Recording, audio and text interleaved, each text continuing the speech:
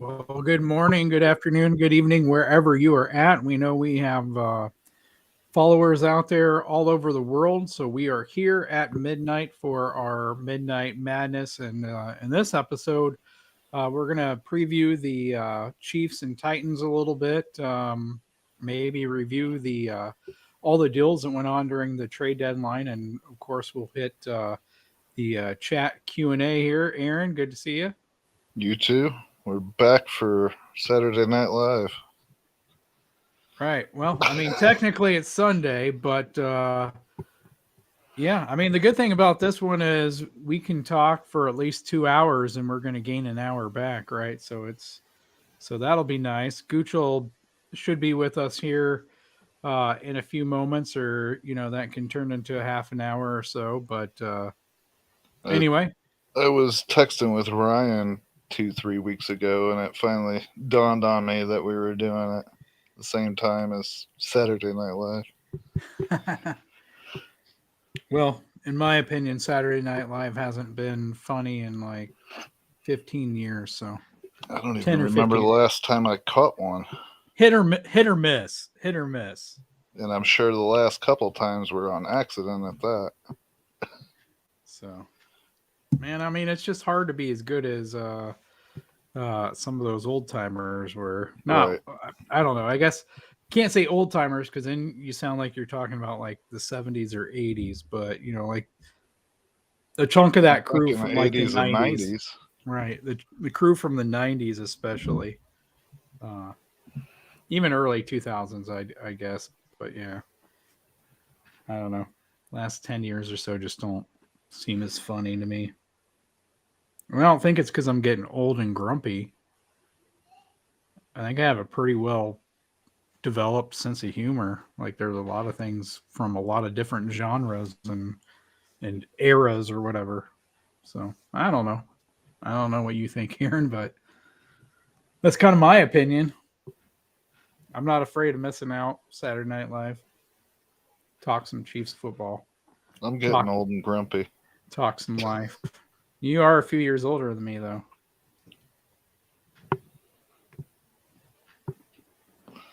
Anyway. Yeah, Gooch, speaking of old and grumpy, Gooch should be with us at some point. Should be. Well, what do you want to hit first?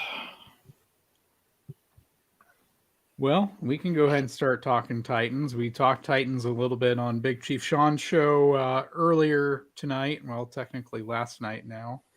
So you guys can go check us out over there. We were on with Big Chief Sean. We always have a blast with that guy. Right. It's always a party. So yeah.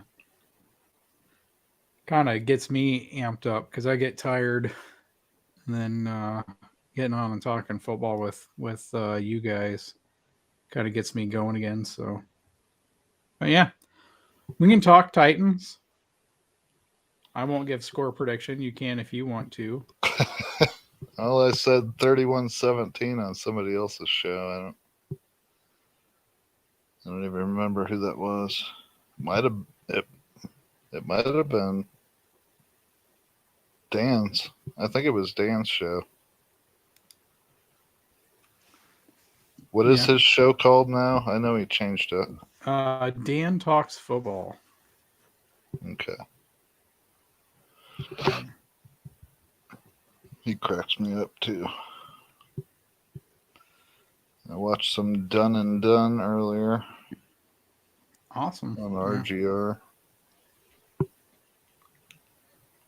Yeah, I really appreciate Jason's take on things. Like, I've continually tried to grow as a fan, and getting to listen to Jason from a former player's perspective, it kind of encourages you to want to remember, that we're talking about actual people and not, just like replaceable, kind of Madden names and ratings or whatever. So yeah, I really like I really like Jason. One day we're going to get him on this show.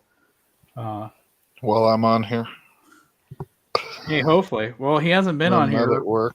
He hasn't been on here with either way, without with or That's without true. you. So we got to get him on this show. Hopefully we can do that at some point. So, but yeah. Hey, speaking of Dan There we talks go. football. Dan is in the house here. He says 31-17 is a good score. He's got action on the over this week. 45. It's actually kind of a low over under. I guess that kind of answered my DM to you on Twitter earlier, Dan, because I wasn't sure what to make of this game with Cleet Blakeman being the ref doing it. I should have known playing Tennessee. So I was a little hesitant there. I sent Dan a DM. I said, Dan, is this going to make a difference in this game? Very well could.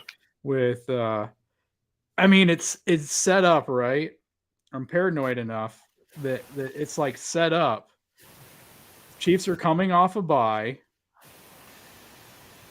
I think I saw we were like 11.5-point favorites or something. We're getting McDuffie back. We expect to see Kadarius Toney for the first time, and all these different things. We're playing at home, all of this. And then it's like, are we being set up, to lose? Like, I saw the Colts game coming. I didn't see it, it being like that ugly game. But there were fans who saw the Jags embarrass the Colts, and then they just thought, well, we're a lot better than the Jags. We're gonna win like 49-0 against the Colts. And I said at the time that those fans would be disappointed. We should have won that game, but I didn't see it being a blowout. I think there's a lot of fans that see this game being a blowout as well, and I'm just kind of Mike Vrabel is a really good football coach, and I get it. We don't know if Tannehill's going to play or not. Derrick Henry's dealing with the foot injury, and we expect that Nick Bolton is going to thump him. I get all that, but Vrabel's still a good football coach. He still had our number. Fluky things happen when we play that division, the Colts and the Titans. So, in particular. So, I don't know though. What do you think, Aaron? What are you expecting to see out of the offense coming out of the bye for this game? Quite a bit. I think they'll be doing pretty well. They do have a good enough defense, though, that we don't go over 40 like we have been. I don't see it being as ugly of a game as Indy, but I would definitely like to see the offense get 31. I think that'd be saying a lot. I don't think they can beat us if we score 31 either. Yeah, I would agree with that.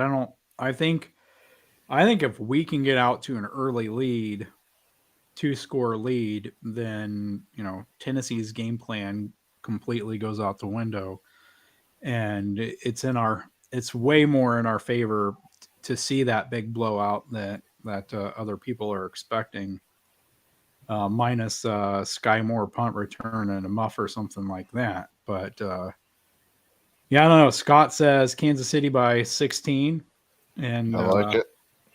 And Dan says he's not sure that the referee crew makes a difference, leaning towards yes with more points, but not sure. Yeah, and I don't remember everything that article said about Blakeman, but I want to say it didn't sound like it was all great news for us. I'll pull it open here, but yeah, I don't know anything about an article. I just know Danilo's talked a lot about it. Cleet Blakeman and taught me quite a bit about the guy.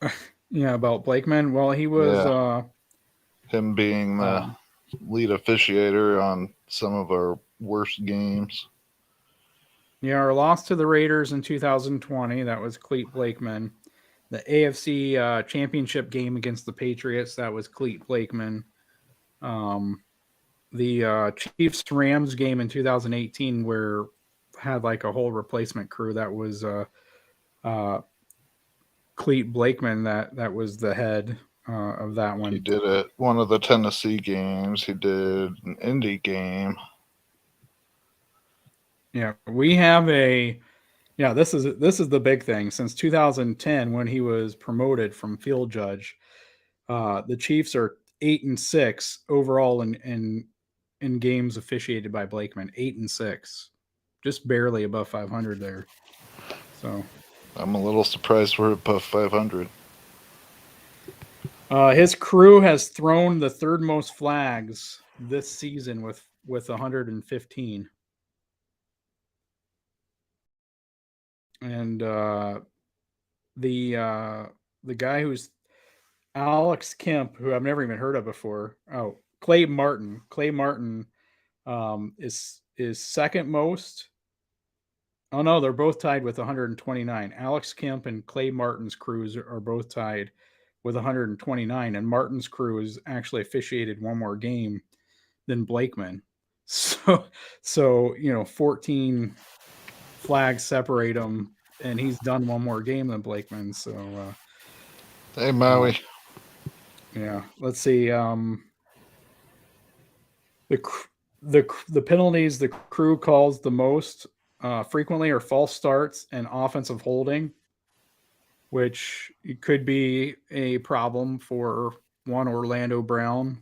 We'll throw Wiley in there as well, but it's both of those two things, right? Because Orlando likes to get a little bit of a jump, especially against some of those quicker guys. So that could be an issue.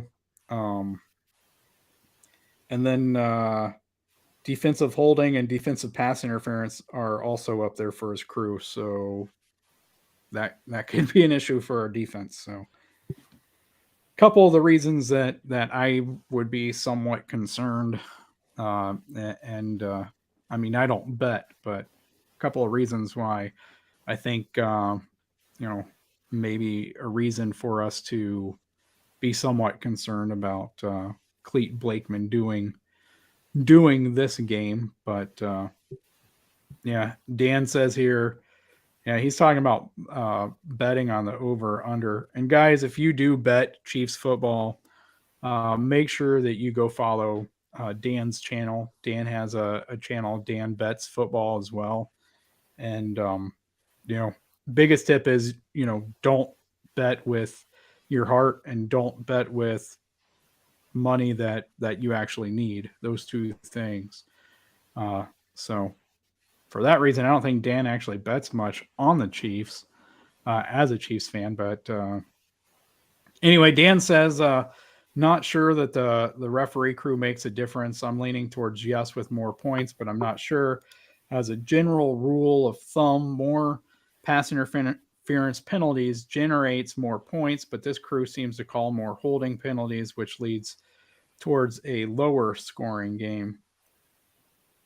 Yeah, and I don't think the Titans necessarily have had an issue with the defensive holding and defensive pass interference penalties. Clearly, our defense has, um, and we're expecting them to give the ball to Derrick Henry 25, 30 times, and that would be what we probably about 60% or more of their snaps.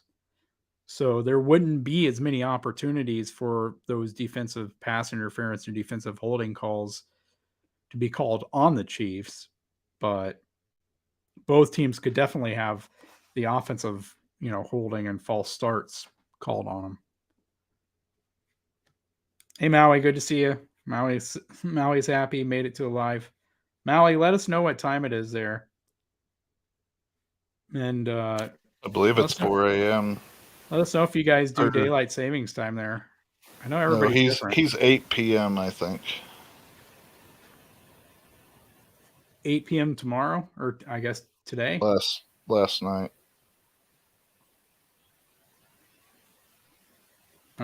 Scott says maybe our players and coaches stop playing nice and beat them decisively, then finish them off.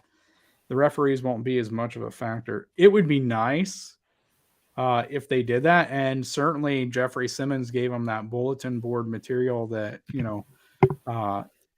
Shaquille Barrett gave them heading into the Buccaneers game. But you kind of wonder, and I've thrown this out there before. But I kind of wonder in situations like this if they don't say, hey, you take this game, I'm taking this game, and they didn't go ahead and plan for both the Titans game and go ahead and plan for the Bengals. Maybe they don't need to plan for the Bengals with how the Bengals have looked so far, but that's the next game after the Titans, right?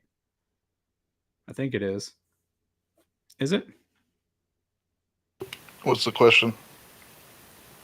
Is the Bengals game after the Titans? Is that the next game after the Titans? That is a good question. I'm wondering if maybe they went ahead and took the bye week to spend a little bit more time. Like, I suggested before that maybe they do this since they work as a team. Andy, Eric, and Nagy, and whoever else. They work it as a team, and one guy maybe contributes more into this game plan, and this guy, or whatever. But anyway, it does make sense. I just kind of wonder, are we going to see something like that where we have kind of an offensive letdown a little bit? I don't know. I hope not. It's a ways until we play the Bengals, so it's Titans, Jacksonville, Jags, Chargers. Yeah, I wouldn't think they would spend. I don't think they would worry about the Jags. Then Rams and Cincinnati. But that could be another kind of trap game. Yeah, I don't know. Absolutely. Gooch, did you click on the link that I sent? Because I did end up sending you something. I didn't know if it was the right thing, though. I eventually found something that Keas had sent me back in my former tabs. I use my phone so much with the stores and stuff. I started going through my history and I found something that Keas sent me because I favorited. For some reason, I favorited anything that he sends me. So I clicked on that and it let me in. So. And then as I was getting into it, then I got the notification was like, such and such sent you a link. And I was like, oh, there it is. Well, I'm in now. Okay.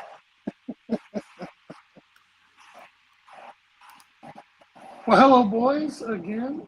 How's everybody doing? Hey, yeah, it's been a day since we last talked, dude. It has been a day, yeah. Or an hour. However. Yeah, hour and a half or two, but yeah, technically a new day. Sunday. Shut up, Aaron.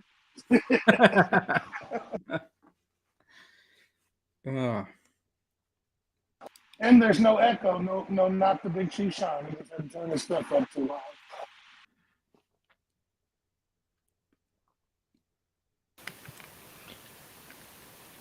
Yeah, I think it was probably StreamYard.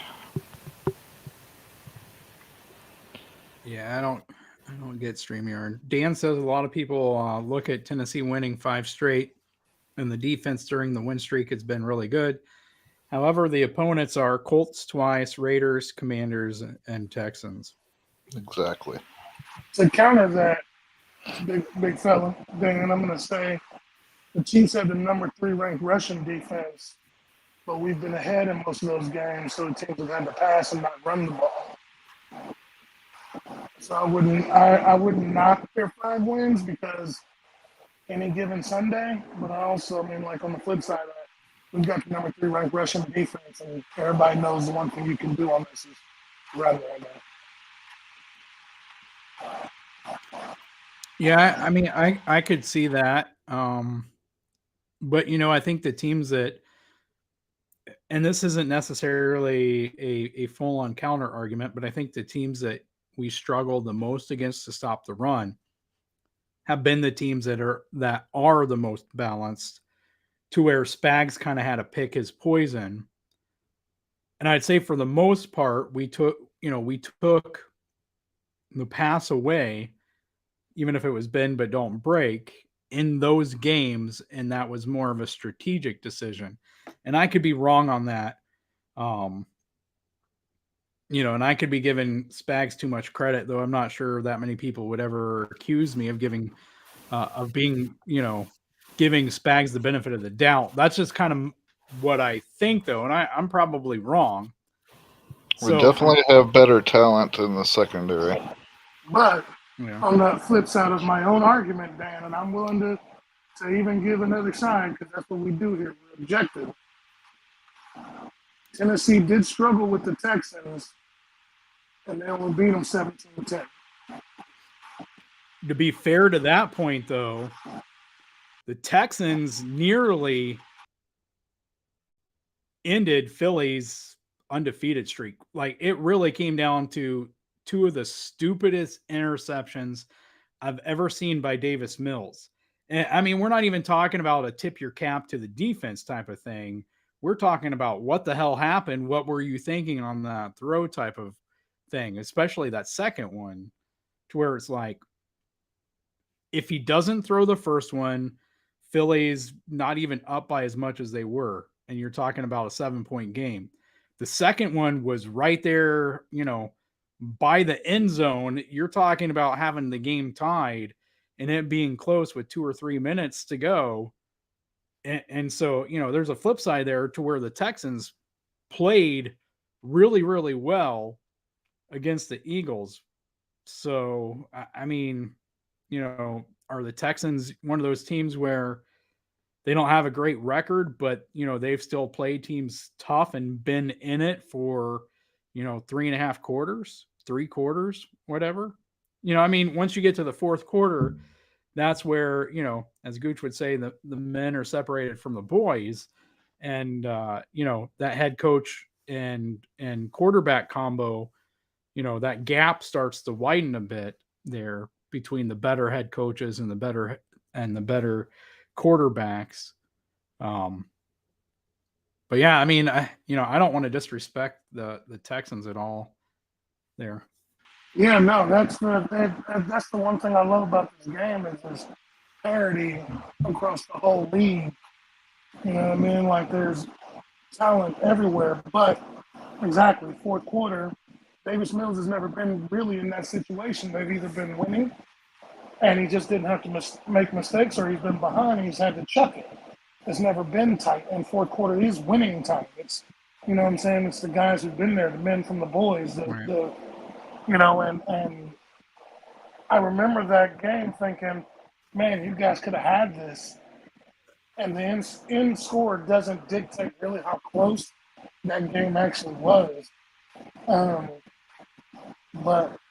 I mean, it's we're due for a win against Tennessee. It's just, I worry because Vrabel's team is always tough. They're always a tough out. And usually, if you look back over the last few years, they have used us to get hot. You know what I'm saying? Like, they beat us and then they go on a run. And then next thing you know, they're 1, 2, 3 seed. And of course, then they meet us in the playoffs and the juggernaut happens. But that's what worries me about this. Not Derrick Henry. Are they scary enough, though, with the passing offense? Are they balanced enough this year, though, to scare you? Like in years past, last year, even though Julio wasn't really healthy, they still had him. They had A.J. Brown. Like, there was that deep threat of A.J. Brown. And now you have, Kyle Phillips and Treylon Burks? Well, worries. And who else? Is Burks even going to play? What worries me is that Tannehill manages to always have his best game against us if he's playing. his best game of the year always manages. It's like Eli and Brady. Eli always has his best game against Brady, and somehow all of a sudden Tannehill becomes. He's never on Patrick Mahomes' level, but he becomes better than an above-average QB or average QB when they're playing us. And I mean, I don't know how much of that I attribute to the fact that Sorensen was still on the team. Sorensen put him on his ass one time pretty well. Yeah, I don't know. I'm feeling pretty good, and you know, this is gonna be the first game where we've seen like the whole crew together, right? Like, you know, we're gonna have Gay and Bolton together. We're gonna have Snead and Watson and Williams, you know, back there, and Juan And McDuffie. and Reed. Yeah, sorry, I forgot McDuffie. Yeah. So, you know, we're gonna have Snead and McDuffie and Watson and Williams and Reed and Thornhill and probably Cook. I think we're actually going to be in the base quite a bit. Like, I can definitely tell you the one person that doesn't bother me on that team is Malik Willis. He passed the ball 6 times last week, and he ran for 12 yards. And if he's playing, I think this will be the game that Spags plays Release the Hounds, and he does a whole lot of exotic blitzes, and you know, he tries to ruffle the kid's feathers because, I mean, if Tannehill's back there, it's one of the things that, regardless of how you feel about Tannehill, the one thing he has done, he's seen a lot. So he may not be able to finish the play, but he knows how to check it into the right play. You know what I'm saying? Where he'll get protection or there'll be a hole or whatever like that. Right. So, and unless Malik Willis is the second coming of Justin Herbert, if he's playing, I'm a little more confident than I am than if Tannehill was back there. Yeah, I like it. yeah, if Willis is back there and we have Gay back, I really like our chances because, you know, Spags, if anything, you know, he's not Belichick screwing with a rookie quarterback, but you know, he can do some damage against a rookie quarterback. I mean, he can do it against a veteran quarterback. You know, so I think if you have a rookie quarterback, then Spags' day only becomes more fun in the things that he throws out there to confuse the kid. And so, yeah, I mean, you could make an argument either way. They went out of their way to point out that Tannehill made the flight with the team, you know, wanting to make sure the Chiefs knew he was coming. You know, is he going to play? Are they just playing with Spags because they don't want him to, you know, don't want us to have any kind of advantage knowing that it's going to be Willis, you know, or because we've seen this a lot this year, right? Every player on every team we played has been really injured until the week it's time to come play the Chiefs, and they're miraculously healed and they're ready to go against us. I'm at the bottom of the screen. I don't know if you've seen this. Dan, hey Dan talks football. He asked if Tannehill's going to be effective and that this game comes down to stopping Henry. Now, here's the thing, and this is why if Malik Willis is playing, I feel a little more comfortable. And this is going to sound it's going to sound worse than what I mean, but the boys are going to get what I mean. I'm worried about Tannehill being back there because our secondary is so young. And the one thing that Tannehill is good with is play action. No one can deny that. The guy is a master of play action. And if Malik Willis is back there, he's closer to these boys' skill level right now. And so I think they'd be able to read him better than Tannehill. So I actually think Bolton is the Henry neutralizer. And it all comes down to who's back there playing quarterback against our secondary. That's what I think it comes down to. You know, just my opinion. And we know I'm always right. Hey, Hefe, glad you made it. I think that the Titans are going to have to show some personnel that gets the Chiefs out of base. Because I think if as long as they can play in base, and having Willie back makes that a lot easier, right? For them to go whichever way they want to on that.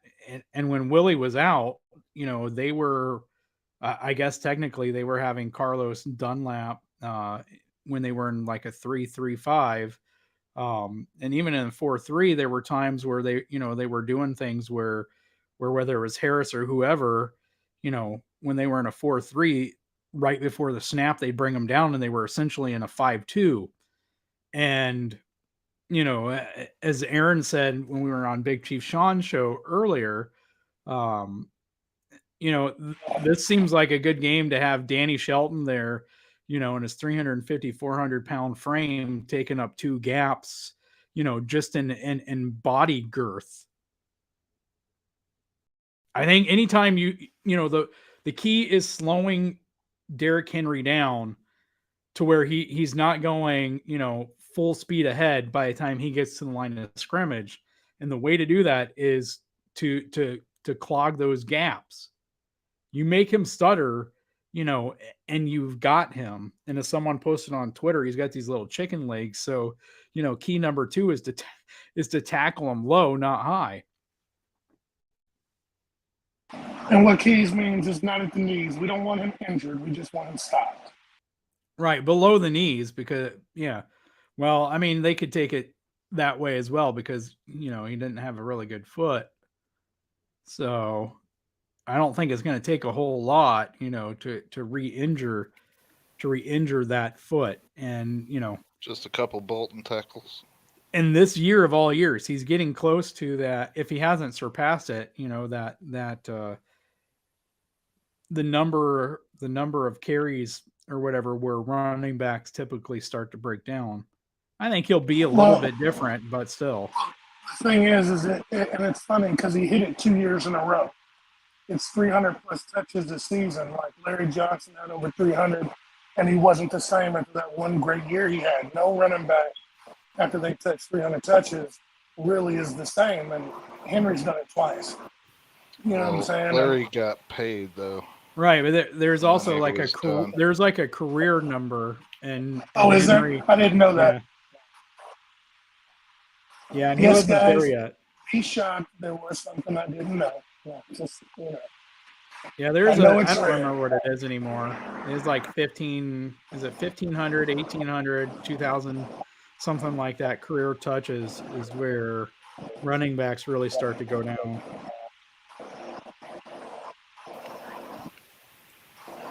Scott, I'm glad you made it. It seems like it's been forever. You know what we haven't talked about? We haven't talked about the significant factor of Frank Clark being missing for this game. Is that because there isn't one? I'm just going to assume that's a yes.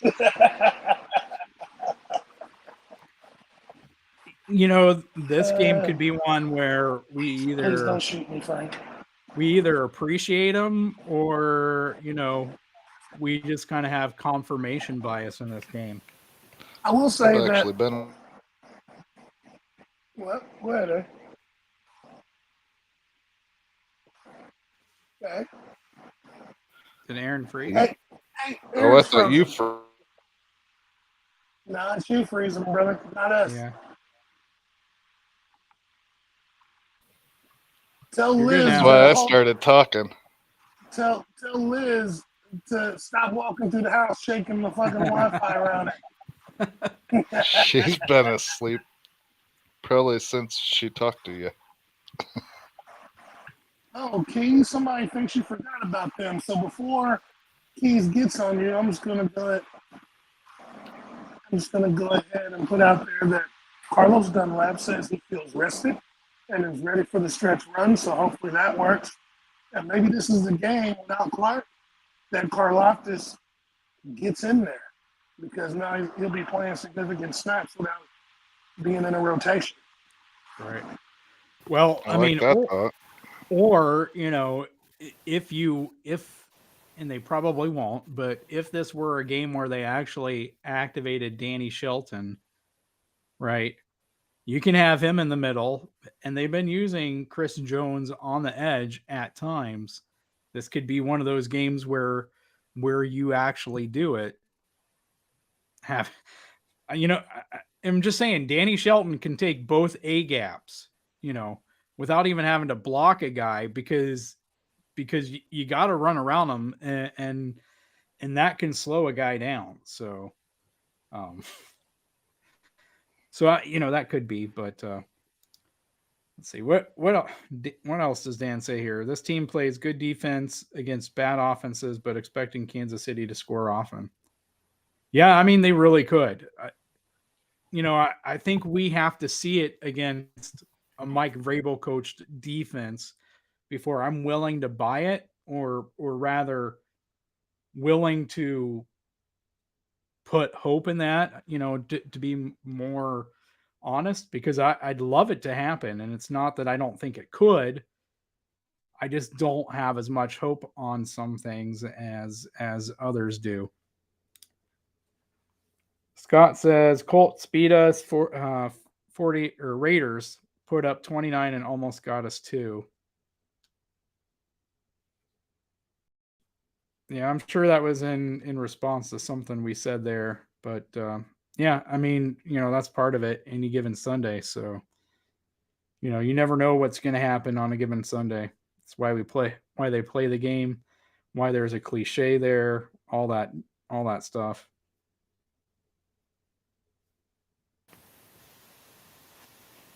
I don't know about picking on you, Scott. As I remember, it's the other way around. But part of it is we're all three here, and we're how many minutes behind in the chat here? About 15 minutes behind in the chat. So trying to get to the comments here and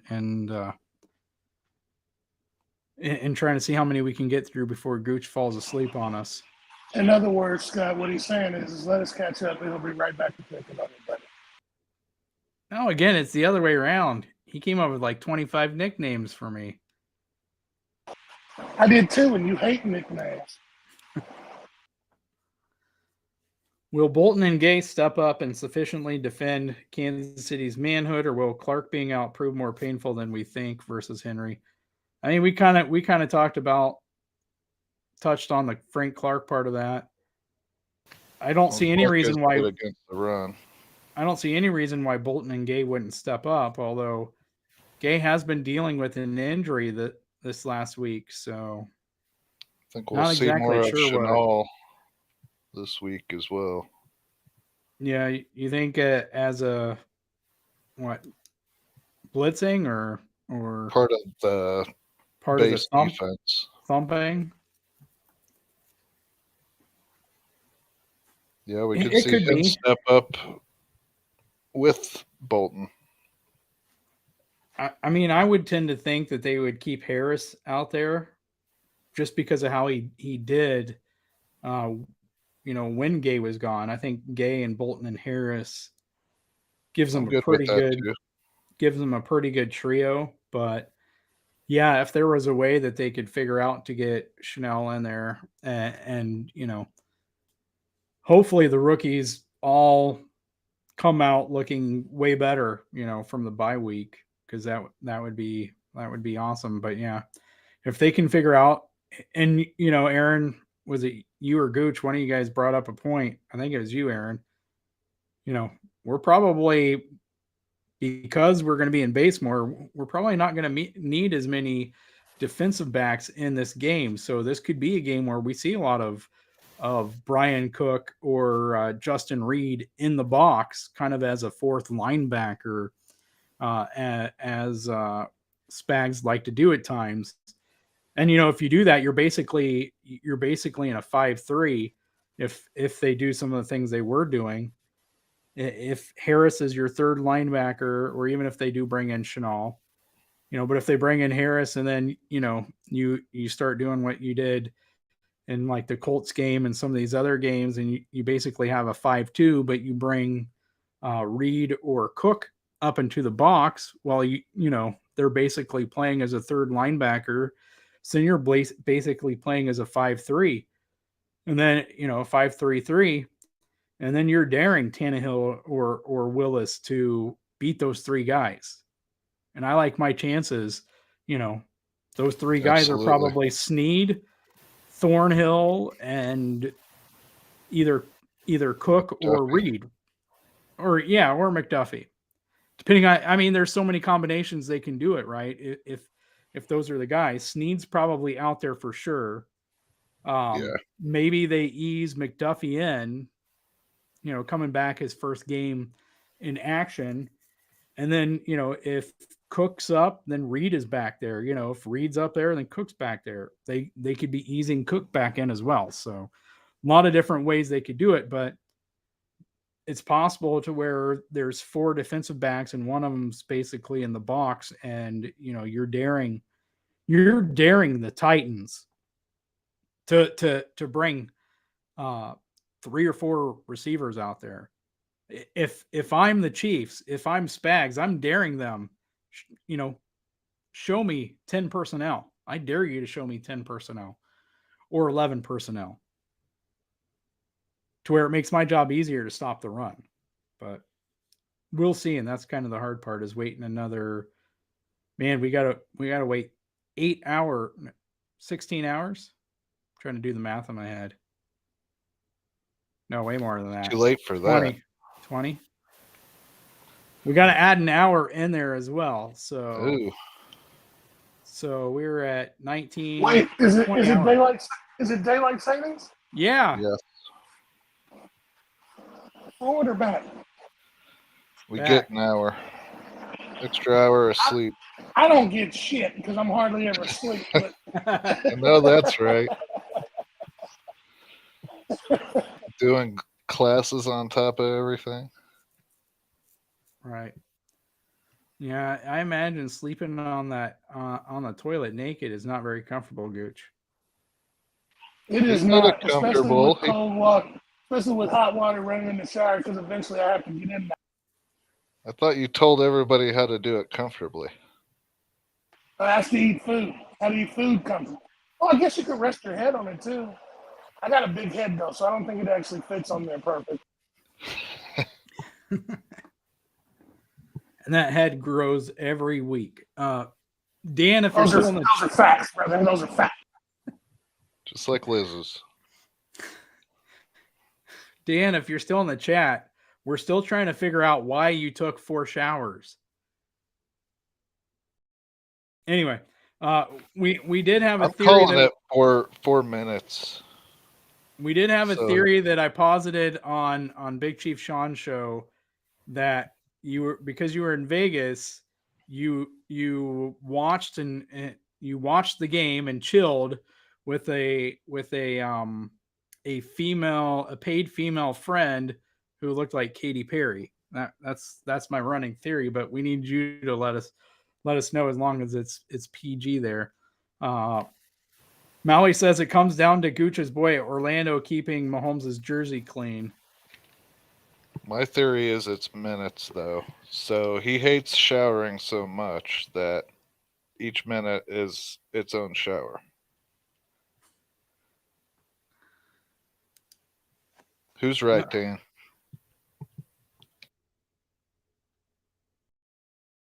And we'll see, Dan. Like I said, could be either way. I mean, the thing is, if Tannehill doesn't travel, then the Chiefs know what?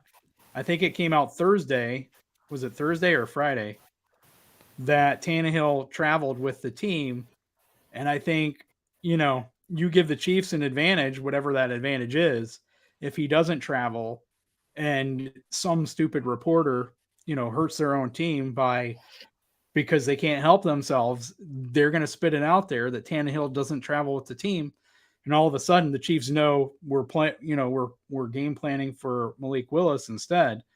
So I think either way, especially a Belichick disciple, Vrabel's going to look for any advantage, he thinks he can get. And so I don't know. I just feel like whether he's going to play or not, he was going to travel with the team because why not? I mean, I'm with he's the Dana. starting quarterback. I'm with Dan. I think he plays too. Yeah, he could, but I'm just saying I don't think Willis you base did it too on crappy whether last he week. travels or not. Gotcha. Is all I'm saying. I don't think that's the basis for making. I think he travels one way or the other. Is what I'm saying.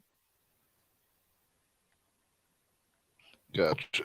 So I think we Willis got played Scott, too crappy. Hefe, Maui's in the house. Good to see you guys. Glad you guys are with us here. Yeah, we're catching up here. We're still about 15 minutes behind here. Hefe says Tannehill might be hurt still or not 100%. Yeah, I think for sure, even if he plays, I don't think he's 100%. But, these guys want to play against the Chiefs.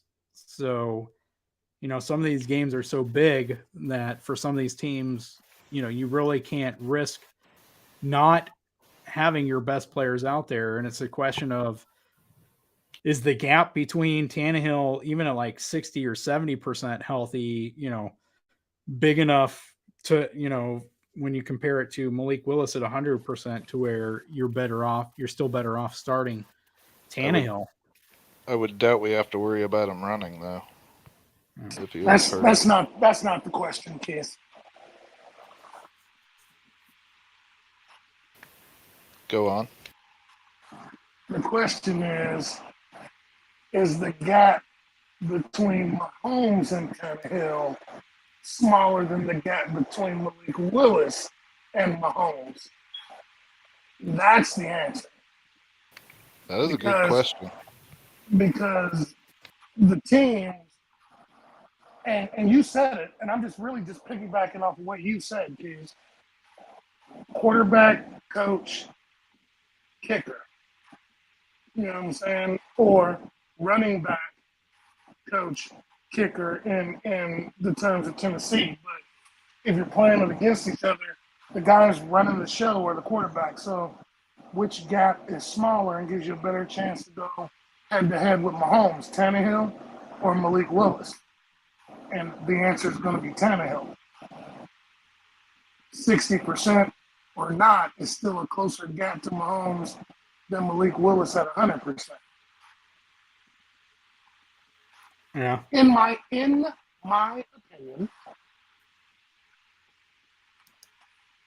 because the gap between Vrabel and Andy, that's the Grand Canyon.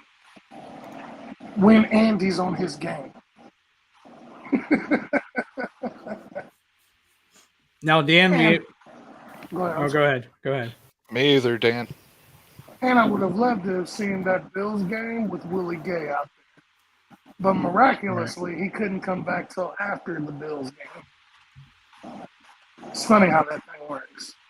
Oh, you destroyed your own personal property in the off season, and we're gonna wait till after week 2 to suspend your most athletic linebacker.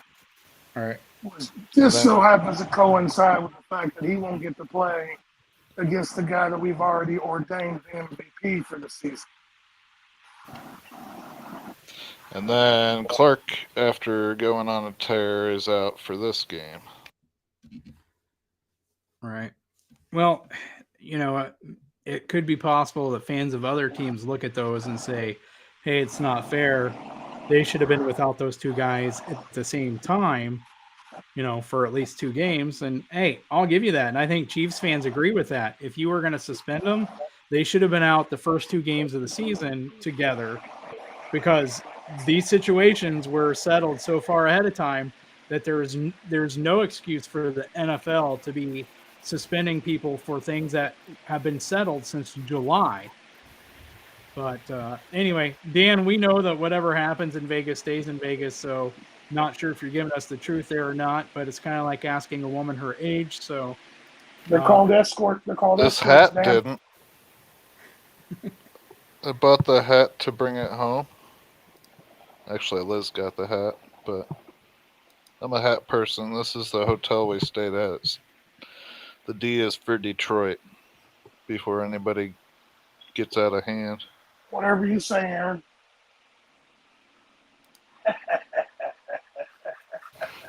Should have known it'd be Gooch. I Though Keas has 8 kids, so know you he guys knows get where off. his head is. I know you guys get off this stream and go, "Why am I friends with that guy?"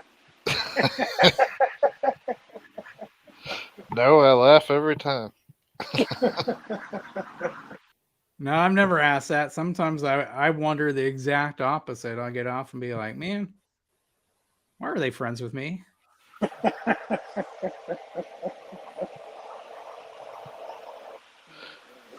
It is probably best not to ask. Probably. We may not like the answer because we'll be right about ourselves.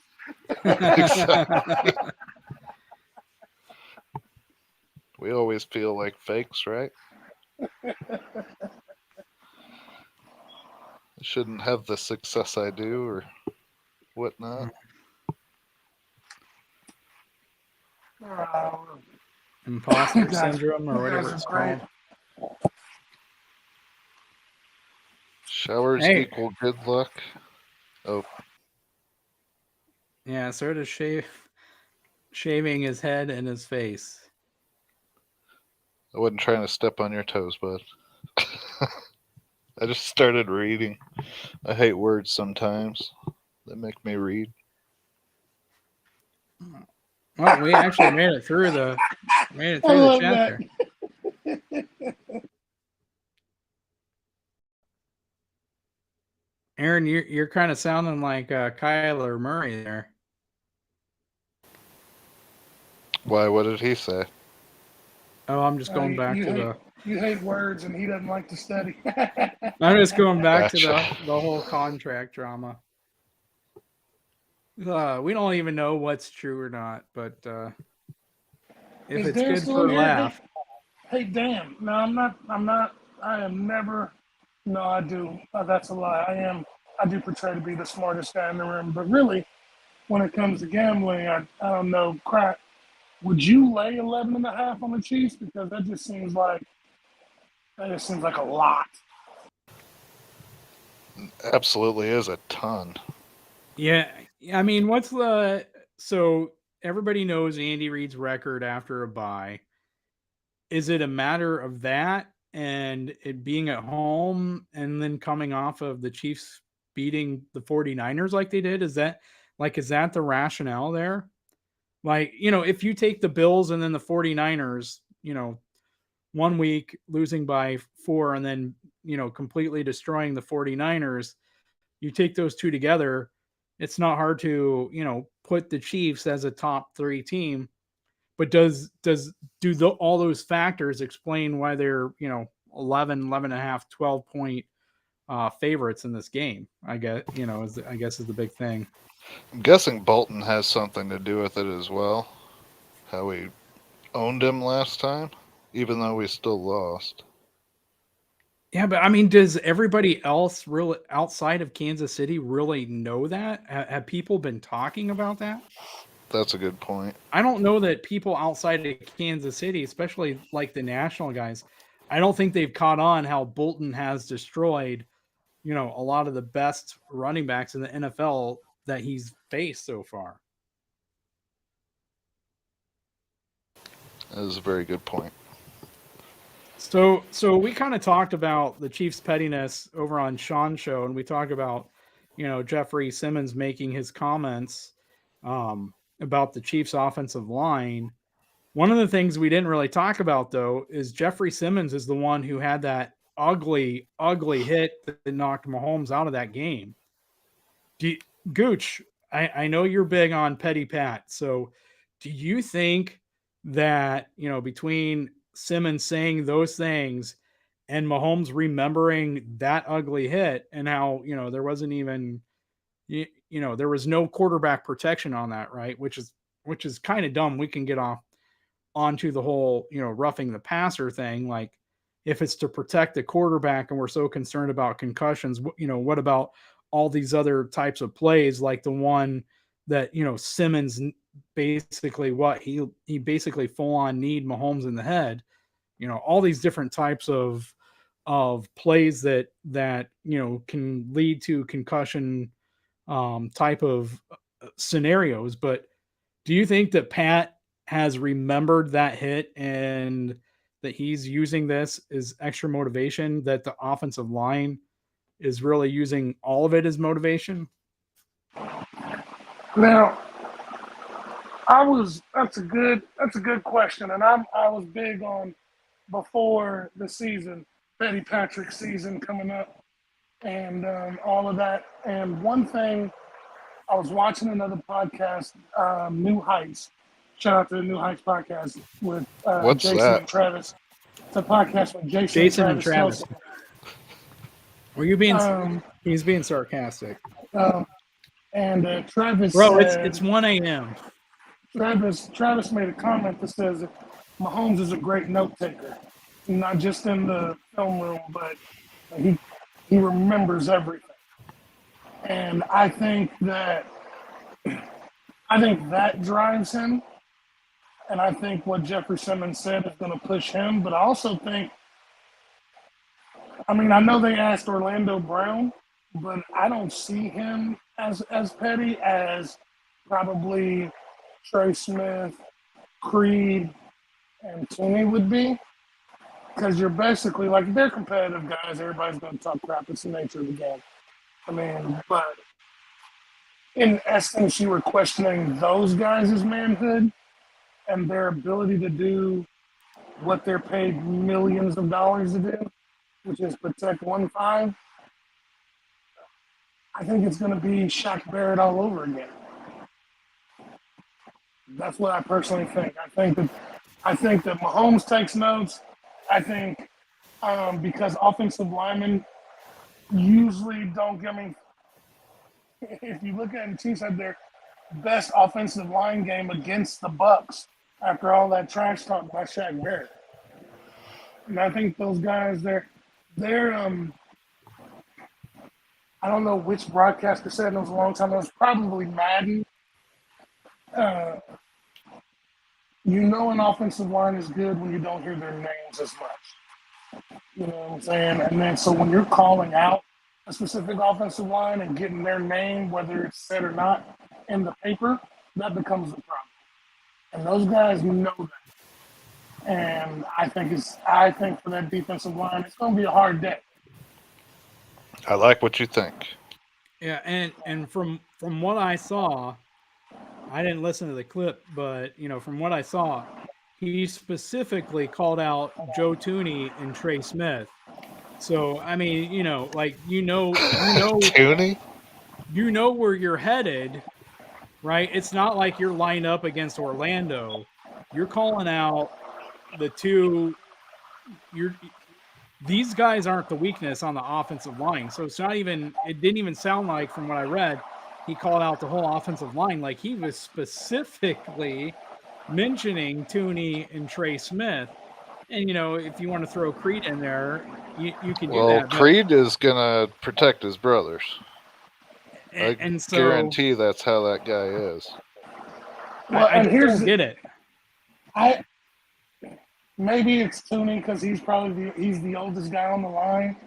But the one person I probably would never say is the king of pancakes, Trey Smith, because that guy just embarrasses grown men. He's gonna hurt him too. He's gonna go to hurt him. Not just pancake him. He's probably the one guy on that line that I probably wouldn't say his name. The mean streak. What I'm saying? Like, it's right. I hope if he said it, I know Trey's listening because he still already has the 4th round pick chip on his shoulder. Now somebody else is saying he can't do his job. It's gonna get ugly, I think. And hey, did you guys see me Angus practicing? What? Yeah. Well, I heard it. I didn't see it. So Andy said everybody was back except for Fortson. Yeah, practicing. Yeah, I don't even. Niang hasn't been taken off of IR though. I don't believe. Yeah, he's off. Yeah, he's off. They activated him. He's got 21 days. Is that the deal with Fenton then? Is that why we sold him? Whatever you want to call it. Probably shouldn't say sold. Well, they say it's because the Think Chiefs about like. it. They say it's because the Chiefs like the young corners, the young secondary they got. But that's what I would think. Gooch, did I offend you? With what? Saying we sold Fenton? Well, yeah, because that's meaning that Fenton was worth something. Good, then I got your attention. Still kicking a man while he's down in trade. Good, I've got your attention. That's what happens when you offend people.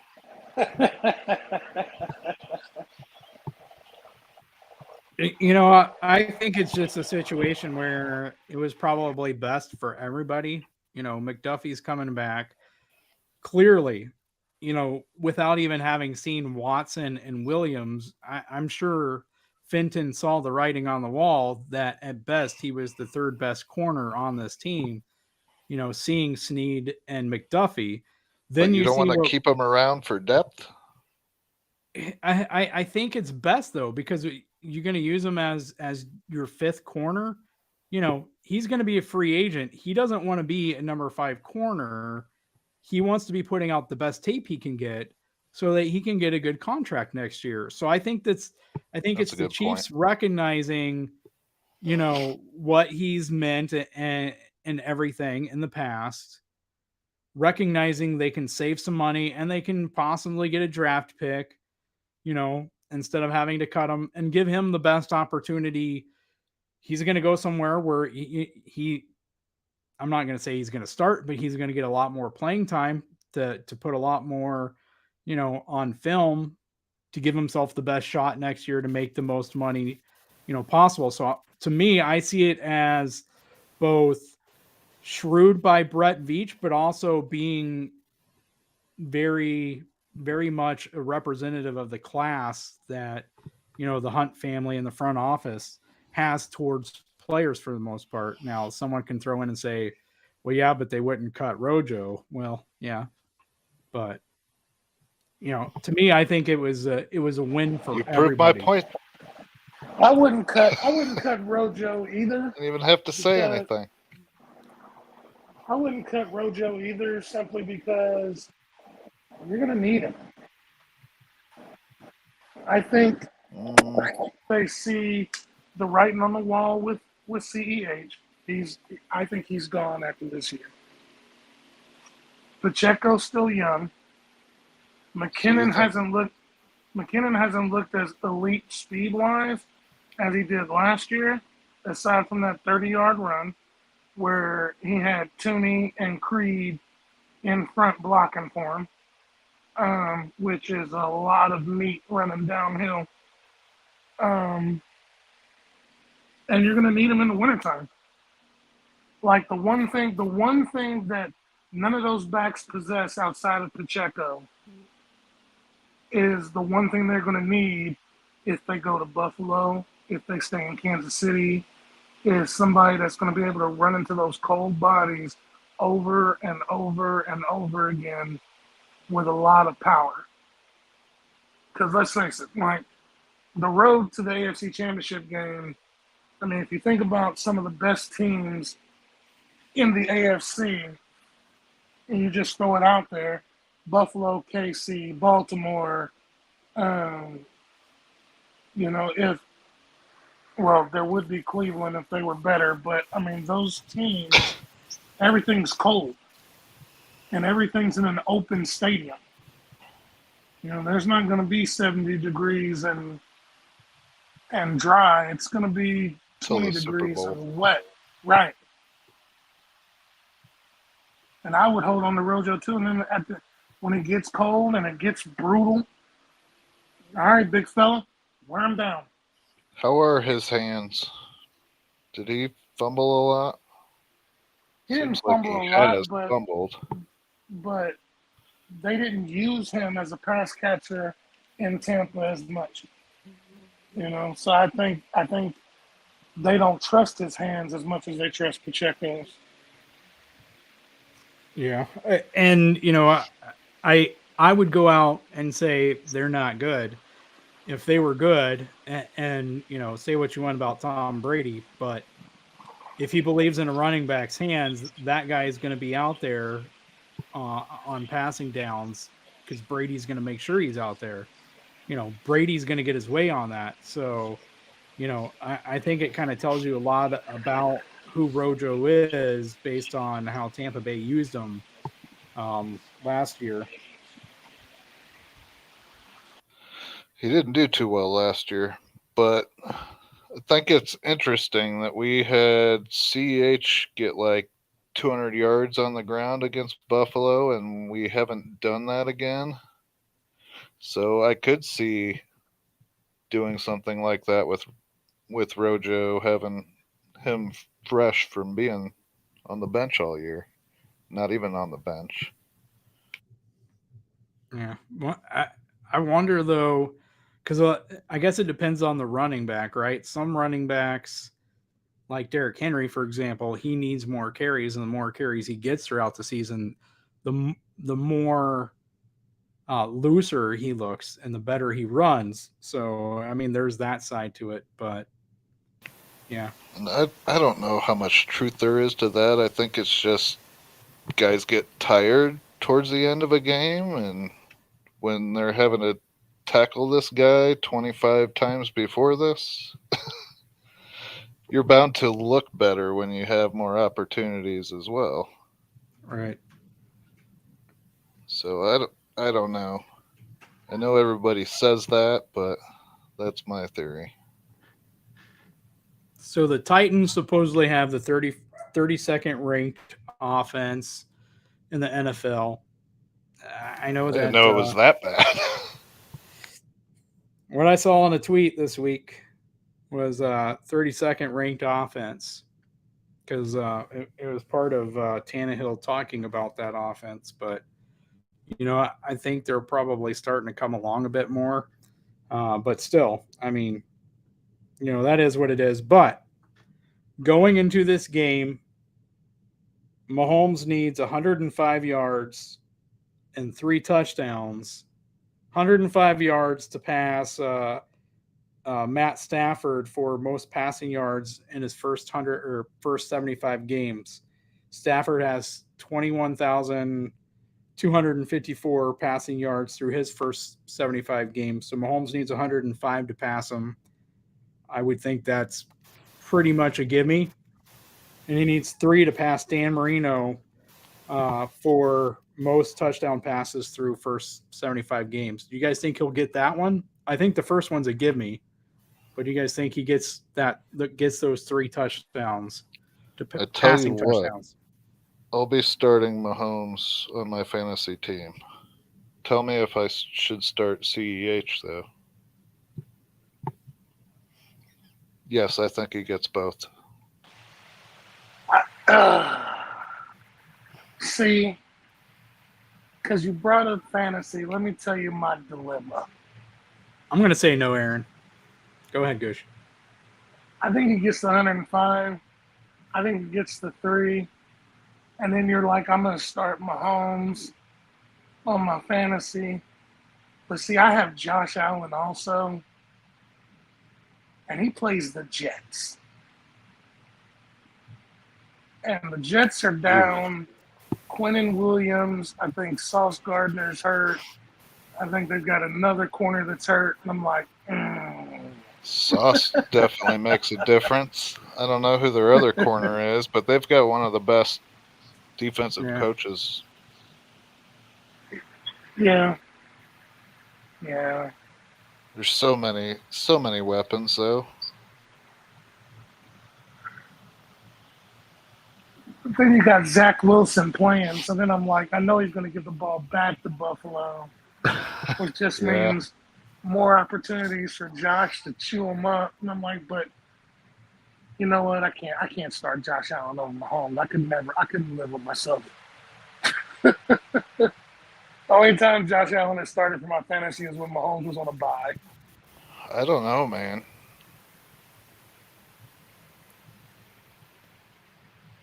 I don't really know what Tennessee's defense is looking like. I know they're always solid, but And damn, Dan picked up Kadarius Toney on the fantasy. Yeah. Danilo. Yeah. Gooch, I wouldn't start CEH and now watch him have a great game, but I mean, I don't know if I even have an option in one of the leagues, but I have him in both my leagues. I mean, for all the talk about Simmons, he is, like I said on Big Chief Sean's show, like the number 3 or 4, guy right in there in that group. I mean, like the gap between Jones and the next guy, or There's a Aaron Donald. lot. Aaron Donald, but I mean, he's still good, so he's going to affect the game, and I can't see CEH running up the middle against him, and we know that he doesn't have the speed for the outside zone, so I wouldn't see this as a good matchup for him at all. With his lack of burst, so. I personally hope they don't even play him that much. And I could be wrong, and I would be fine with that. He's been a touchdown beast, though. I mean, he's had some good strong runs, but when I'm just Pacheco's pushing him, yeah. For me, I want to see Pacheco there. I love the speed and power combo that Pacheco gives. I think we're with you as well. So I don't know about anybody in the chat, but I know Gooch and I are. And personally, I'm at the point where, if they want to keep 3 running backs active, fine. But I would like to see them not say we're going to try to give all 3 running backs touches. Like, I think there's too many touches that need to go around to, to other players to where you don't need to be trying to keep 3 mouths fed, whether it's McKinnon or CEH.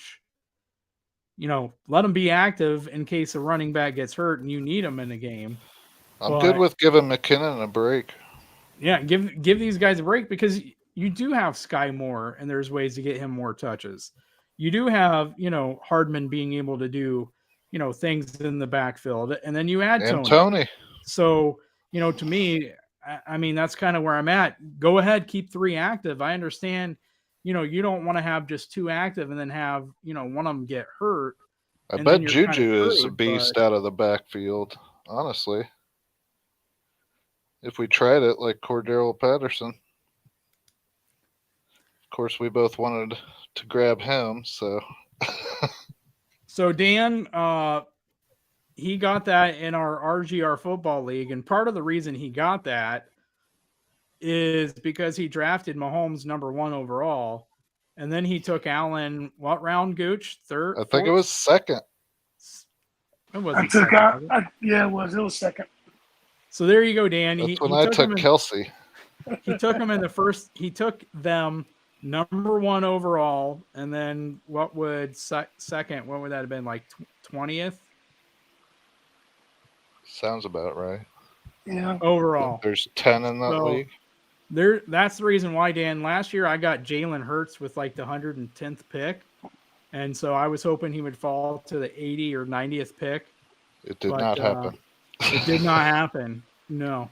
So, but yeah, Dan or Gooch took quarterbacks early, and then he got killed in other places. So yeah, I got. I ended up with Mahomes, Allen, Juju, Chris Olave, Montgomery, Pacheco.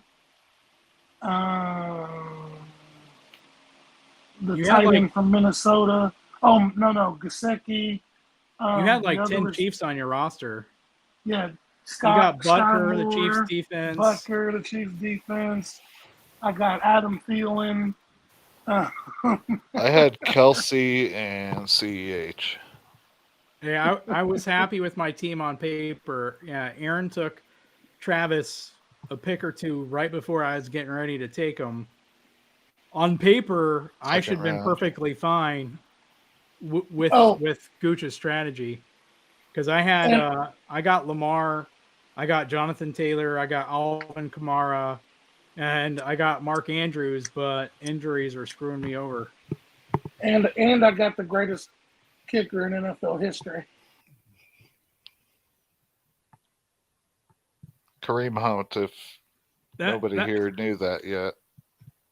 That seems Like like Dan. a good transition here. Except, I was going to say I got Kyler Murray, and I actually missed the first round somehow. I don't know what the hell I was doing, but I was upset because I didn't get a running back. I got Justin Jefferson, though, so he's been a beast. And I ended up picking up Matt Stafford, too. Yeah, just to keep him out of my hands, you son of a bitch. He has not done well this year, though. Cooper Kupp still has. He's been doing his Stafford thing like I projected last year, but he won a Super Bowl. Fucking jerk. How do you hate Stafford? I don't know. And he's keeping him on the roster out of pettiness for Stafford. He finally dropped him, I think. No, I don't think somebody. No, I actually dropped Picked him back up. Kept Stafford on the Good Lord. Just to be petty. Just to be petty. I guess I'm thinking of the other league then.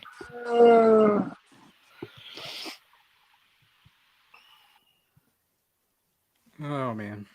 Yeah, if you don't believe in any given Sunday, join a fantasy football league, join a pick'em pool, and you'll start to come around, because you see really quickly, things on paper, that's not how they end. Yeah, there are funny things that happen. My matchup against somebody, not this week. I think Aaron beat me this week, but I think it was either Frankie or Dan. Like when I hit the matchup at the beginning of the day, it said I had like a 5% chance of winning, and I ended up winning just because all my guys had great days. I know I play Frankie this week, and Goddard did pretty well for him, so he's got me so far. Oh, my kicker did go, I think. So I got 3 points out of my kicker. But it's just a kicker. Yeah, Gooch was talking about kickers there and talking about the best kicker in the league. Could be a good transition here to talk about the trade deadline and talk about the deals that were made, the ones that you guys thought might get made, right? There were a lot of rumors about running backs out there, and we didn't really even see any movement on that front, other than Christian McCaffrey going to the 49ers right before they played us, obviously. But were you guys surprised by that, the lack of kickers? Because there were Kareem Hunt rumors, there was Alvin Kamara rumors, the Cam Akers stuff. You guys surprised that we didn't have more running backs traded? No. Running backs are a dime a dozen anymore. They're not typically a whole lot. CMC is different. I definitely would have taken him if we could get him and have Pacheco learn behind that guy. How do you think that'd go for the future? That'd be amazing. I'll tell you what. Go ahead. Oh, you go ahead. That guy's got a hell of a brain. Football IQ. I'll tell you the one that shocked me and which is gonna scare me come playoff time is Naheem Hines going to Buffalo. Oh, I didn't hear that one. Yeah, I'm actually surprised though. Like, if there was a team that should have been in on a Kareem Hunt or Alvin Kamara, I would have, Buffalo would be that team. You They don't have need the Cook. guy. Yeah, but he hasn't had a good start yet. They haven't And used him much. well, his first start or so, he fumbled like on his first or second or third carry or something. I actually drafted I didn't him know that. in our fantasy football league because I thought he was going to have a pretty decent season. I was And mad at then you for it. I think 3 weeks in, I'm like, yep, I see where this is going. I see where this is going. So, but That's yeah, just Buffalo in I mean, general, it seems like. and I understand Josh Allen, he wants to try to be Lamar Jackson, wants to try to be Patrick Mahomes, so he wants to try to get 1,000 yards rushing and whatever, and wants to be their running game. But imagine that offense, and you have Kareem Hunt to hand the ball off to, or you have Alvin And Kamara. throw. Like, they could have taken it up a notch, and maybe the arrogance of that team extends to the front office to where they truly believe they're unbeatable. Didn't seem to be the case with the Eagles. They kept adding, and I understand, that's not a slight to Himes there, but you're going to get more out of Kamara. You're going to get more out of Hunt. Maybe it's about not wanting to disrupt your offense, but Or you pay take as one of those much. guys, you put them on the Bills. You take one of those guys, you put them on the Chiefs. If you really want to go there, even though they don't need them, you take one of those guys, you put them on the Eagles. You take one of them and you put them on the Rams. All of a sudden, one of these teams starts looking even stronger. They've got a couple good running backs on the Eagles, so. Sure, but I mean, they're not at the level of Hunt or, Kamara and the things that you can do. It's kind of the point of you put one of these guys on any of those three or four teams that I mentioned there, and what do you do as a defensive coordinator? I was big on wanting Kamara at the deadline because there was rumors, and you look at the Saints cap hell that they're in next year. That would have been nuts. And a Kamara Cam Jordan trade, could have made some sense. So, if we had sent CEH to New Orleans because they love their LSU guys, and Kelsey, and we had Kamara and Pacheco in our backfield. Who do we give up though? I mean, we would have to give up somebody like Kelsey. Right. No, you're not. No, because they're paying him for a first round, second round. They're maybe a second. I mean, you're throwing in CEH and maybe you're throwing in a second, but at the same time, if you're the Chiefs or you're New Orleans, you want the Chiefs to take on as much money as possible because they're going to be something like $60 million over the cap next year. So they're going to have to do a lot of work, is kind of the thing. And, Jordan is 33 years old, 34 years old. Kamara, they owe him a crap load of money. I think I'd have to look it up, but it's a lot of money they owe him per year. Jordan's like 50, isn't he? Yeah, I think it's like. You're talking about Michael. Sorry, had to do it. I still want to see him play some basketball. I'd start watching again. So what about trades that did happen? Were there any trades that really surprised you guys? I mean, obviously, CMC to the 49ers.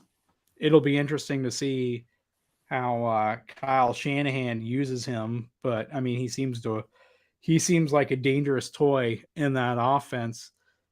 If Shanahan can manage to not overthink having Debo, CMC, and George Kittle on the same offense. Sorry, he's almost 60. Is he really? It's 59.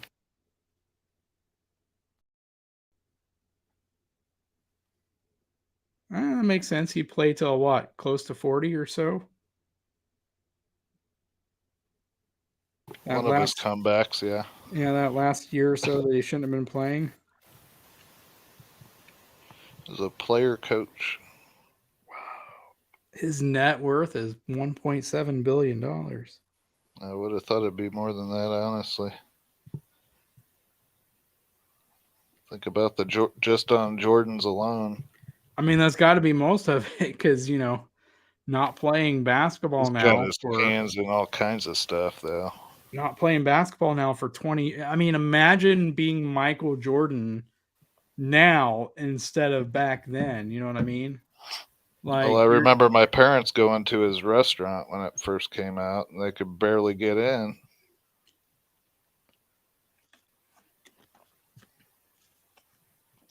So, were you guys surprised by any of the trades that happened there? Really, just the CMC. The Bradley Chubb one surprised me. Right. The trade or the contract they gave him after the trade? Both. Where did he go? Dolphins. Miami. I thought it was a joke. No.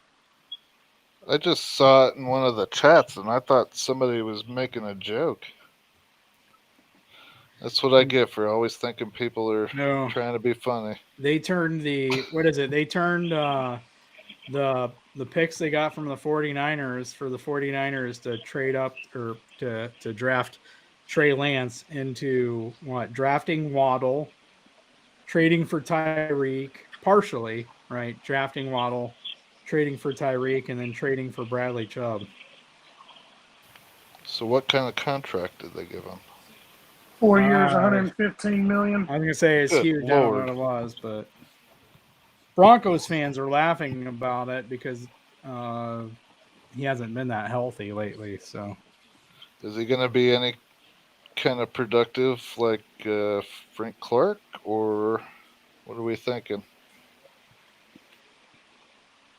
I'm thinking if Tua wasn't their quarterback, they'd be scary. He's a solid quarterback. I mean, here's the thing though. Like, I haven't looked at the numbers, but this is Tua's what? Third year in the league?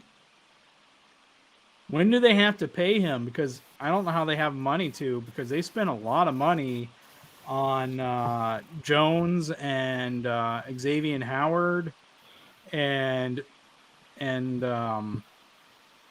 Teron Armstead and Tyreek. Hey, Robert, welcome. I mean, they have to have 4 or 5 guys there that are. I got to look it up here now.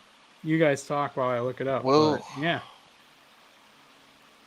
I think they have to say whether they're going to take his 5th-year option pretty soon. Is this his 3rd year?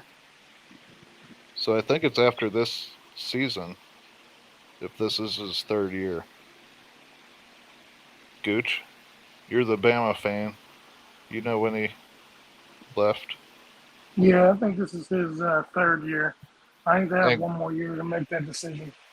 And keep that in mind, folks. You hear what he says about a Bama quarterback. He's a giant Bama fan.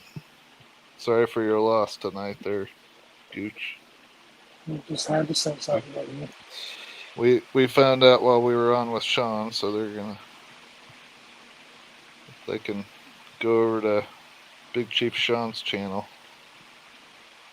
You can hear the disappointment more than just now. So I'd have to study it more, but next year they have like $2 million in cap space, but the following year it shows about $75 million in cap space.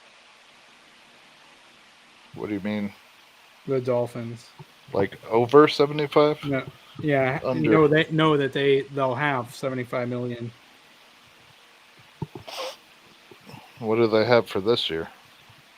They're around $5.5 million. They still have $5.5 million left. So about where we are. They're paying Tua $8 million this Bubba. year. Then now they're saying that they want him a part of the Rams family, and Akers is like, I didn't ask Doing, to be buddy boy. moved and this, that, and the other. But, so I don't know. And I think they're making all this cap space for Ronald Odell. Who is that? The Chiefs? Mm-hmm. You all right?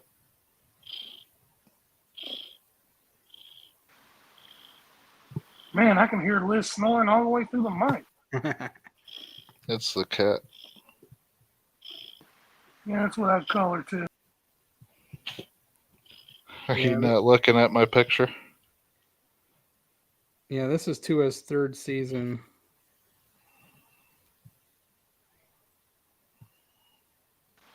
Aw, hey, Liz. How you doing? You're so fluffy. They don't show a fifth-year option on here.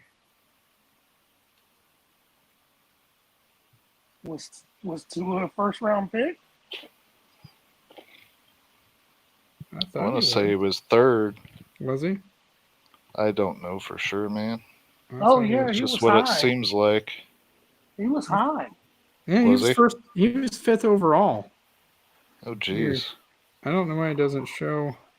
A Bama quarterback went fifth overall. Surprised the shit out of me just then. All right, yeah, that was the draft, wasn't it? That the choice was between Tua and Herbert, right? Wasn't that the big question? Was Tua or Herbert? I think it was. No, it was Tua or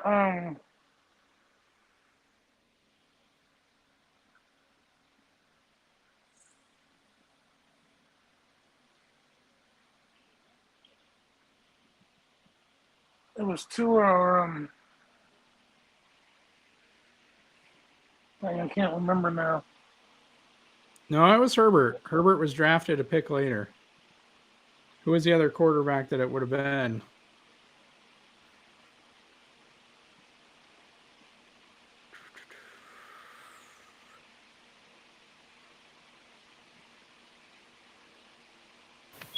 Let me click on Wilson? here. I'll give you some names. Zach Wilson.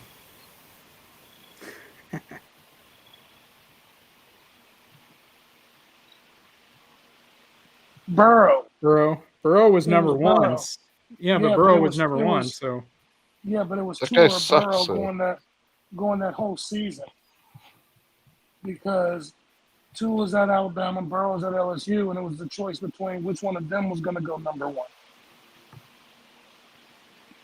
But Tua ended up getting hurt that year with his hip. no, I was talking And about so- Miami's choice, though. Oh, Right. no, I was just talking about going Yeah. number one. It was between Tua and Burrow until Tua had his hip jacked up. Right. Yeah, that's one of the reasons why it was always it was always a big question because of that hip, whether you go with them or not.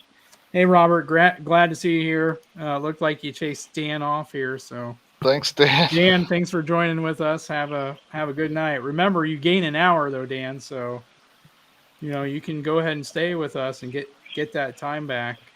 Right. Normally you would say I'll never get this hour of my life back, but that's not true tonight. So you can get that hour back.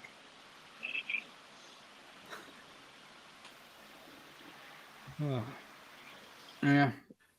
I don't remember what we were even talking about before we got into that yeah, we were talking about the Dolphins, but Chubb. yeah. So yeah, they're going to be tight next year on salary cap. So they'll probably get one of those guys to convert some money and be fine. But I have no idea how in 2 years they're going to have 70-some million. But they got to give Tua, if they decide to give Tua a new contract at some point. And that's kind of the catch-22, right, Gooch? Because if you give to receivers in an offense that makes them look better, all of a sudden, do you pay them? And if so, are you going to pay them anywhere near what the free agent market is going to command? You can't. I mean, how much do You're you gonna have think? to. You're Go gonna ahead. have to hope he takes a discount because you're already paying Tyreek $30 million. Now you've just signed Chubb to a $115 million contract. You paid Gesicki. You're gonna have to decide on Gesicki whether you're gonna pay him or get him out. You've got a lot of talent because Waddle's gonna eventually want money. You're gonna have to pay him, which means you're gonna have to figure out something for Tua. And right now, it seems like the only quarterback willing to take a team-friendly deal is Mahomes. He Because wants Mahomes people is, around him. and Mahomes is like, I've already made enough money, like Right. for generations. So now I want to win. You know, I mean, the Chiefs are going to be set up pretty decently because everybody's like, oh, the Chiefs are only going to have $6 million in cap space. But what they're not remembering is that they can get 25 to 30 million in cap space just by adjusting Mahomes' contract, tweaking it, Right. and they can get another 15 or so million from extending Chris Jones. I mean, it's Yeah, I think. the one smart thing Veach did during this year was not adjust Mahomes' or Jones's contract this year because we could have got a crap ton Mhm. of cap space, but the problem is that next year would have been an issue. And so right now, especially with the draft in Kansas City wanting to make a splash, if for some reason Veach got the okay from Clark to trade a first round pick because that decision actually goes through Clark, Veach can't do that on his own. So if somehow they convince Clark to give up a first round pick to either move up in the draft to draft an elite left tackle or whatever, they can always adjust, extend Jones, give Patrick his salary as a signing bonus this year or next year, and then go after the positions they're going to go after with all that cap space. Like, people forget that the one thing Beach does is the one thing he may not. I mean, his draft picks will come back to that, judging wise. But the one thing he does do is set up great contracts to where it doesn't really hurt the Chiefs in the long run. Yeah, I think the number I saw was the max they could create next year. Not that they would, but the max they could create is something like 90 or 95 million in cap space if they wanted to for next season. Now, I kind of wonder, how much was not touching Mahomes or Jones's contract this year. How much of that was because they knew they were going to have a young defense and they didn't want to. I'm not going to say they didn't expect to contend, but maybe they didn't expect to be as strong as contenders or didn't expect to have some of the weaknesses that did pop up, I like the I offensive actually, tackles. I actually think, and we're talking about Shrewd because of what he did to Fenton, right? This is my personal belief. We are all in agreement that our linebacker core is pretty much shored up. And let's say our secondary, if we're going to keep them all young like that, that's the future for the next at least 5 years, 5 to 7. So you've got Jones on the defensive front, Karlaftis on the front, but nobody else. The only thing wrong with the offensive line is that Tooney is getting old. Everybody else is here for two more years, 3 more years, except for Creed, who you're going to eventually have to pay, which I would. And Absolutely. and maybe extend Kelsey again just so he can end his career as a Chief. So maybe What about maybe that money is sitting there for left tackle. Okay, that's what I was getting ready to ask. Maybe we're sitting there and we offered Brown. I mean, look, business is A business, giant and some deal. business is business, and sometimes you just have to be a butthole about it. Maybe Veach offered him that huge contract, which wasn't really huge. If you go back and watch one of Keys' Keys to the Kingdom, is that what it's called, Keys? Yeah. He For breaks what you'd be down getting for him, though. he breaks down what that contract actually was without the $40 million balloon payment at the end. And then let's say some elite leg tackles coming up, and all of a sudden you just make enough cap space to pay them. You know what I'm saying? How awesome would that be, though, for the draft in Kansas City that we move up and grab our left tackle of the future? At what? Number 3? Yeah, I don't know that we can quite get up that high though, can we? But It'd be selling quite a bit. I would say this. Well, I think part of that would depend on what kind of value you could get out of certain players you'd probably want to include. But I think one way or the other, I don't think we're keeping that draft pick. I think we either have to move up, or they could find a deal where Clark okays, trading that first round pick.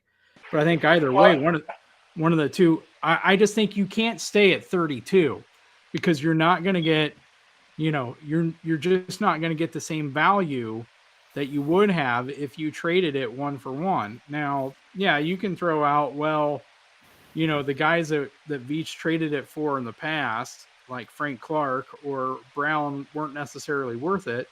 And that's a fair point, but I'd counter, that Veach is getting better as a GM all the way around.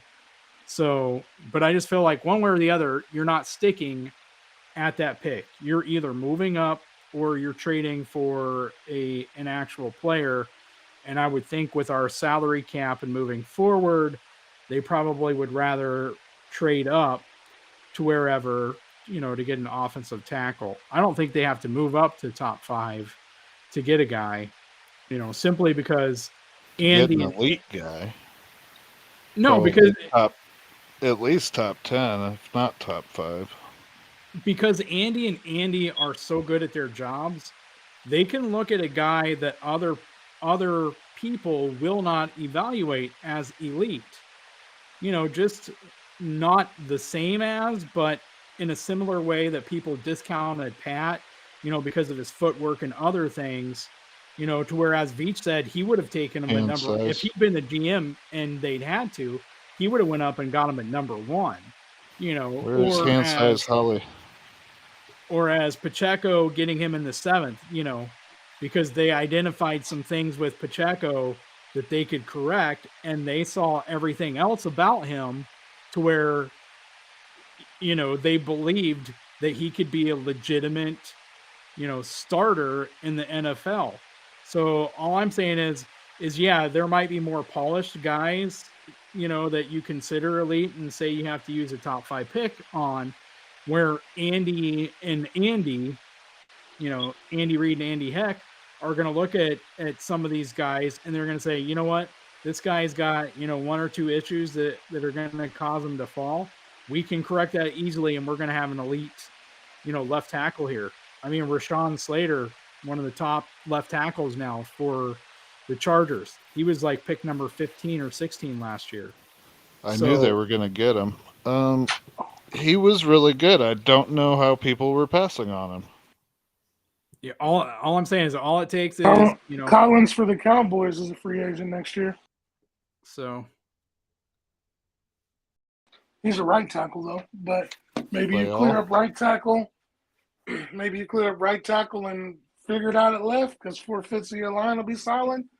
I mean, there's a couple of left tackles, but they're all older. I mean, there's room. Yeah. Speaking of the Cowboys, I mean, they could move on from Tyron Smith. I mean, you're talking about a lot of injuries there, though. But He's getting up there too, isn't he? Starting I'm to. gonna say he's about 29.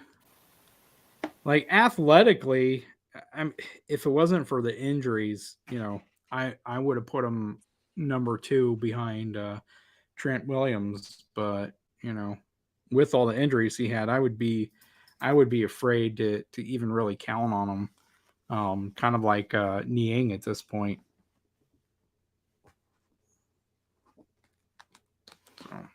You hate Niang though. I don't hate Niang. I just don't trust him. He's been nothing but injured his whole life, basically. We drafted him with a hip injury, and that scares me because You do hate me, eh? those hip injuries can lead to so many more. Like your whole kinetic chain is screwed up. Like to get a hip injury, and it just leads to more weaknesses throughout it. So, in my opinion, I don't think he's ever going to be healthy. I would love to be wrong. I'm not ever going to cheer for any of these guys, even like CEH. I'm never going to cheer for them to not be successful. If they're successful and they help the Chiefs be successful, that's only a win. So I gotta give you shit.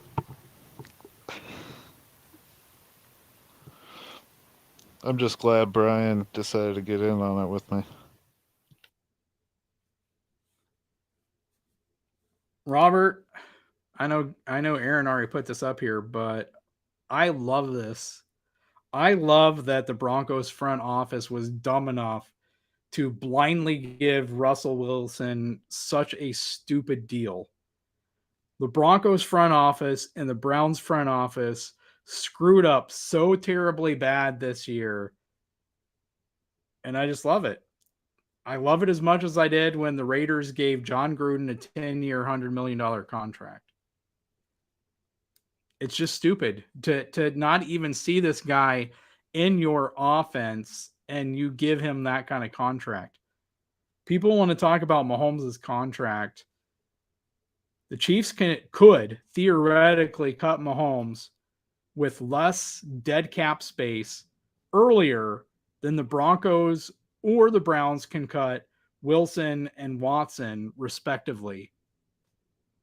Like I think it in the next two or 3 years, the Chiefs could cut Mahomes and have like 48 million in dead cap, while the Broncos and Browns would still have over 50 million in dead cap. So that tells you, given the length of Mahomes' contract and it being $500 million, how much better it was structured than what the Browns and the Broncos did. So I'm loving it. I love that they were that stupid. They still cannot figure out how to get a quarterback there. Or have them perform. Have you ever heard a cat get a noogie? I mean, I still think it's possible that, as the season goes on, you have a new head coach and a new quarterback. It should be expected that it would take some time, for the offense to get to where it needs to be. But I mean, I don't know. Right now, I'm enjoying it. Sorry, Denver Gator, if you're watching this show or if you catch it at some other point. We appreciate you being a subscriber of this channel and not trying to depress you or anything. But hell yeah. I mean, we're Chiefs fans, so we're going to laugh at it. I don't like Russ. I didn't like him when he was a Seahawk. And to me, he's very awkward. His commercials with the Seahawks, very awkward. I can't stand his commercials with either, though. If you had your way, Aaron, you would like to see the two get in a fight and like punch each other, right? Just like, hell yeah. I would pay money to see that. Like a lot of money. How can we make this happen, Gooch? Hey, wasn't Le'Veon Bell supposed to fight somebody? Le'Veon Bell beat up Adrian Peterson. Oh, did he? Clark Hunt. Yep. I mean, I can make some phone calls, Double A. That's all I can. The fight already happened? That's disappointing. Yes, sir. Behind closed doors, probably. Sons of bitches. No, I was on the undercard of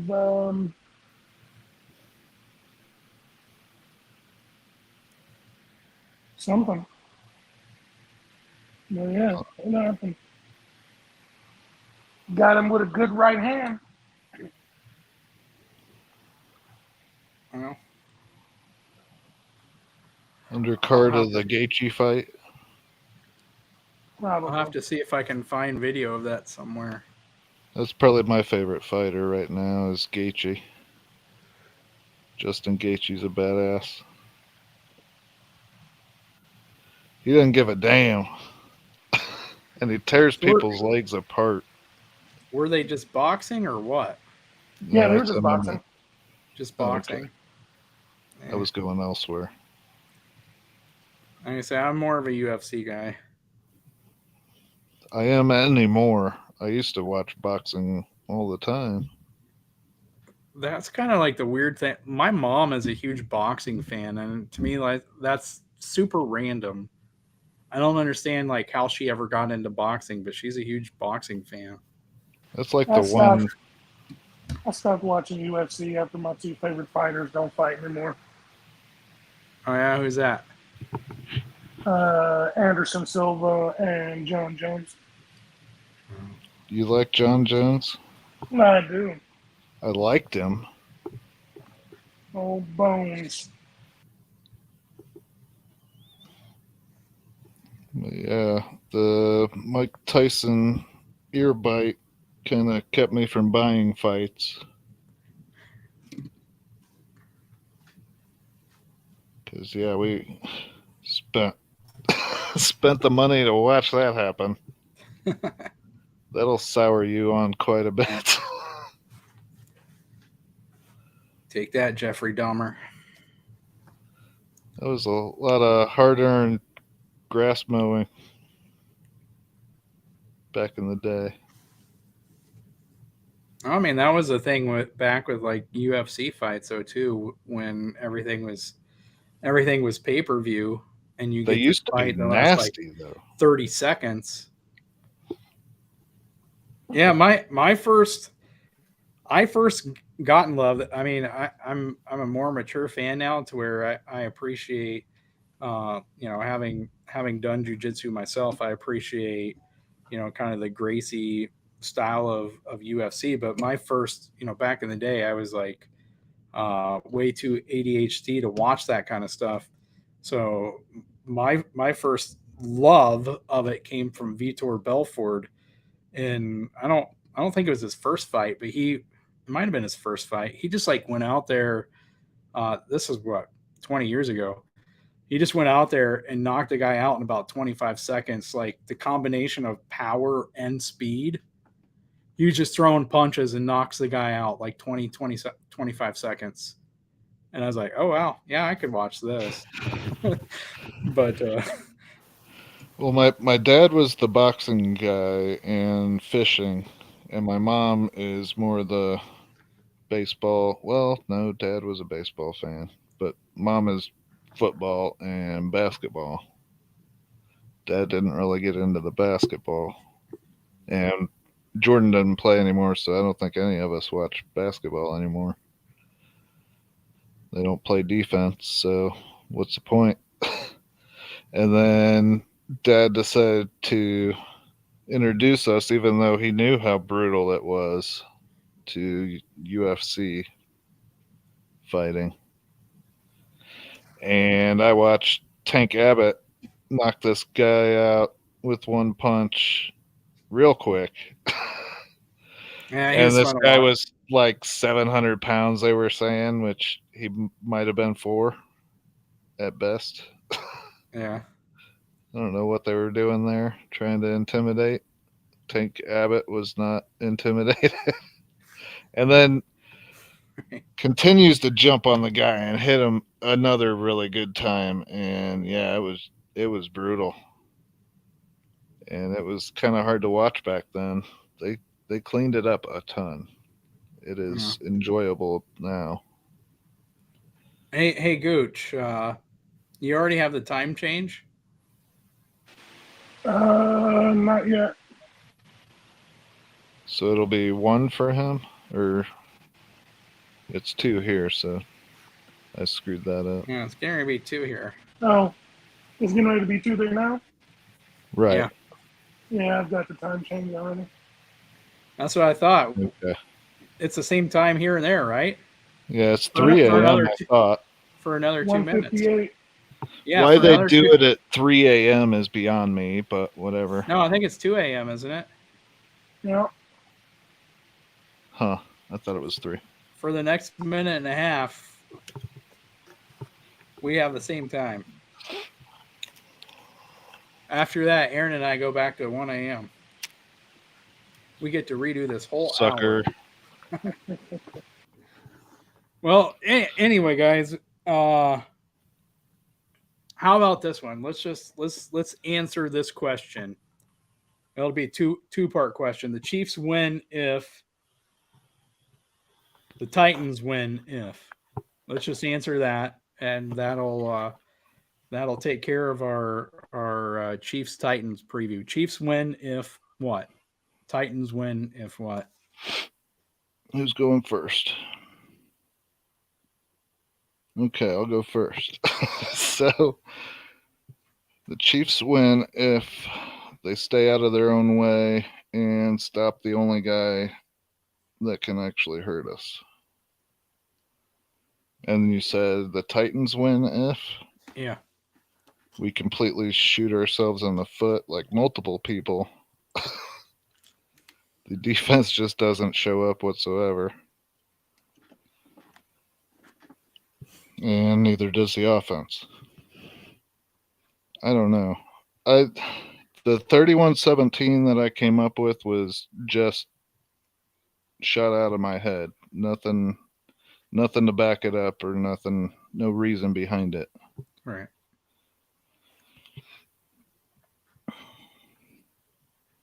But yeah, we should handily win on paper, but good coaching depends on that referee that we can't stand. And yeah, Gooch, take it away.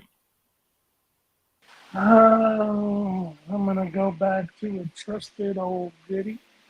The Chiefs win if the Titans step off the plane. Always love it. The Chiefs lose.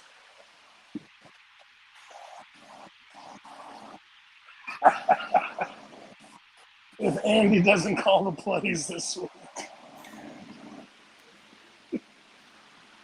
Or Spags forgets how to coach defense. What if Nagy calls the plays, though? I don't know if Nagy's got PTSD from the Trubisky era. I mean, he's got to have nightmares, right? Actually, I think the Chiefs win if they continue what they've been doing. If Patrick doesn't forget everything that he's basically worked on since last year and he continues to play, take what the defense gives me with his accuracy and everything like that. Like, I think I don't think it's going to be easily, but I think we'll win. Did you notice his footwork in the San Francisco game? I did. And the one time it was off, it was that terrible freaking interception.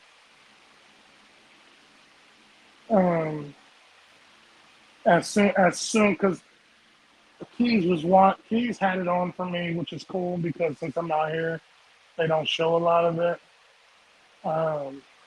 And as soon as he backed up and started moving, I was like, oh no.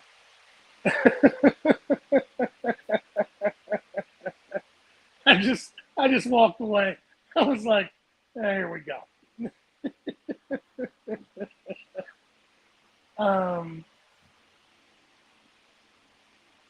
The other one was just doing too much. I think the Titans win if they make it 2 or 3 possession game. If our defense can't stop them and they're able to hand off to Henry and just 40 seconds off the play clock, handoff, and they're first down on us all the way down the field, I think they have an opportunity to beat us because it'll have to be tight because running it like that, running it with Henry, being unable to stop him, taking time off the clock with every run, you force Mahomes to be perfect, and nobody is. Everything would have to be right every single time they ran offense. But if the Chiefs keep doing what they've been doing, I think this is an easy 7-point win. I don't think it'll be more than 7. I think they walk. Uh-oh. What happened there? I hope he's not still talking. He might have answered a phone call. Accidentally. Robert, that's exactly what I mean by shooting ourselves in the foot. I'm with you on this. 3 turnovers. It might even take more than that. I mean, like San Diego had 5 turnovers is the only reason they beat us that one game.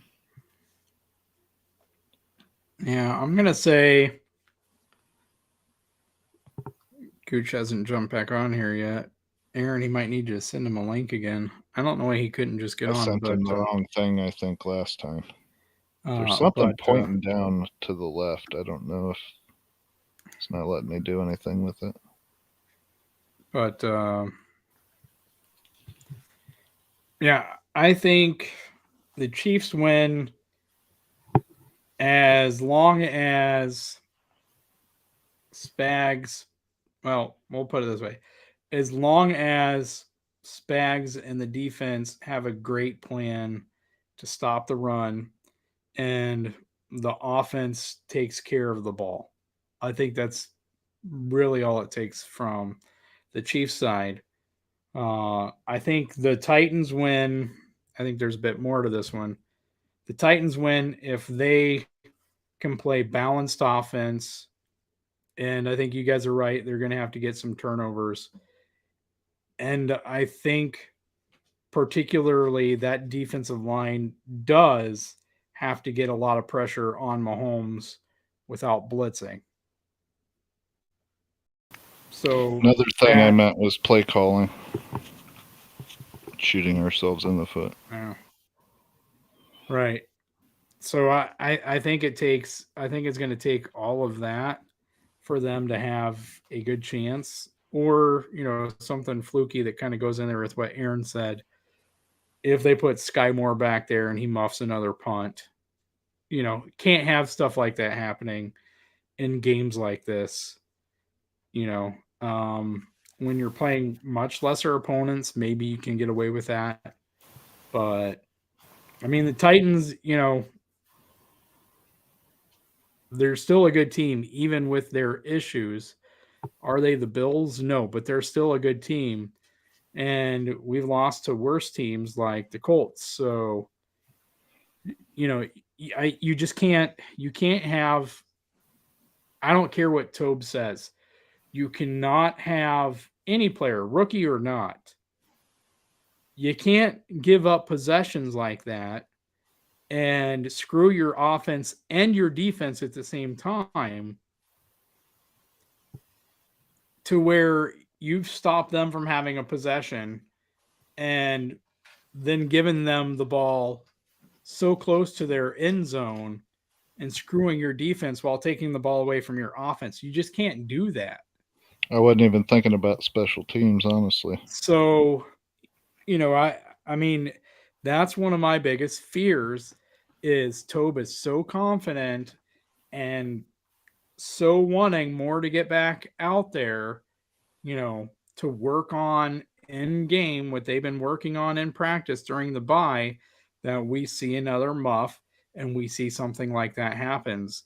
because, and especially if it happens early on in the game or late in the game, you know, those kind of things can have huge momentum shifts.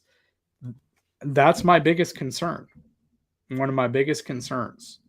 So, you know, I'm not as worried about interior defensive line pressure. You know, I am concerned a little bit, especially if we're running with CEH, how well we're going to be able to run. But yeah, those are kind of my things. The Titans really seem to play to the level of their opponent, like we have done in the past. Right. Not as much this year, but the Indy game. Yeah. Indy game. You could probably say the Raiders game. Maybe. I don't know. I guess that depends on how you look at the Raiders. If you're high on them or not. Carr is horrible for the most part. I still think once he gets that offense down. Gooch says it went off, and every time he tries to get in, it says error. That's weird. Well, Gooch Brook did it. I don't know. Let's just try this.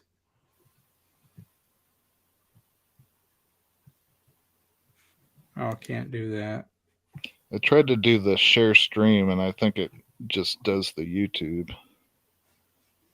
Just sends the YouTube link instead of the link to get in on the broadcast. I'm not sure what happened there. Stream. All I can do is try it. Who knows? It could be some kind of weird bug. Some daylight savings time bug. Do we want to get into the fishing at all? Yeah, I don't fish. You can talk about fishing all you want, but I can't guarantee I won't fall asleep. Well, I got a couple things for the next season. This, I'm looking at the wrong. So this is a whopper plopper. Great topwater lure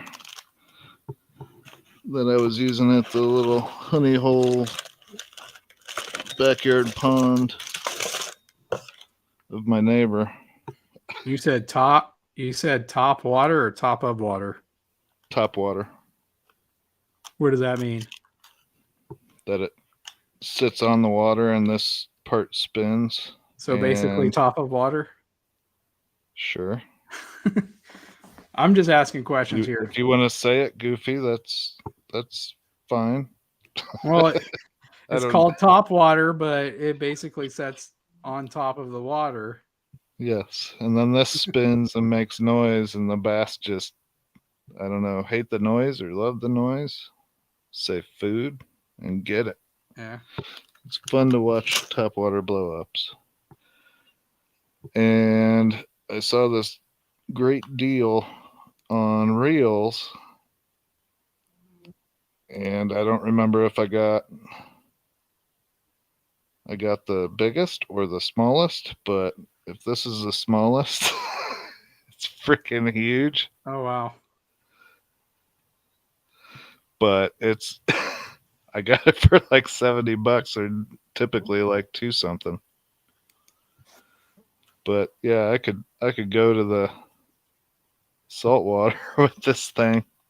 The professional reel. Yeah, it looks super nice. Smooth though. I can't wait to get a good pull for it. That's obviously going to be huge and strong. Right. But I could pull up some 100-pound catfish with this thing. Which our buddy Daryl Miller, he sent me a picture on Twitter of a giant catfish that he caught. I still haven't gotten the weight from him on it though. And once you get the weight, getting the honest weight, that's the big thing. We don't lie, Steve. I don't lie, therefore nobody else does. Okay. I caught some teeny tiny bass with the whopper ploppers, and that pond has like too many bass, too many little bass. So if you want big bass, you gotta take some out. So we've got some bass in the freezer to eat, and hopefully make this little fishery better. I'm kind of into that too. I watch some of that on YouTube where they've got their backyard ponds and they're trying to turn them into trophy bass ponds, just for fun and to see these giant fish, watch them eat, stocking their pond with bait. I love those. The whole ecology.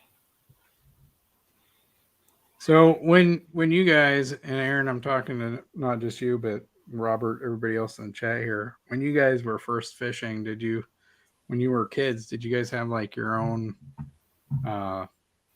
like cheap fishing poles and stuff, or like when we were little, yeah, I think we just used whatever Dad would let us. yeah. I just wondered. And it seems like there was a couple like little Zebcos that we had for us, the little push button kiddie reel.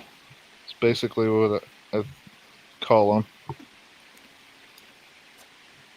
Well, some people are more comfortable with them, like Davy Gravy on the AO fishing channel.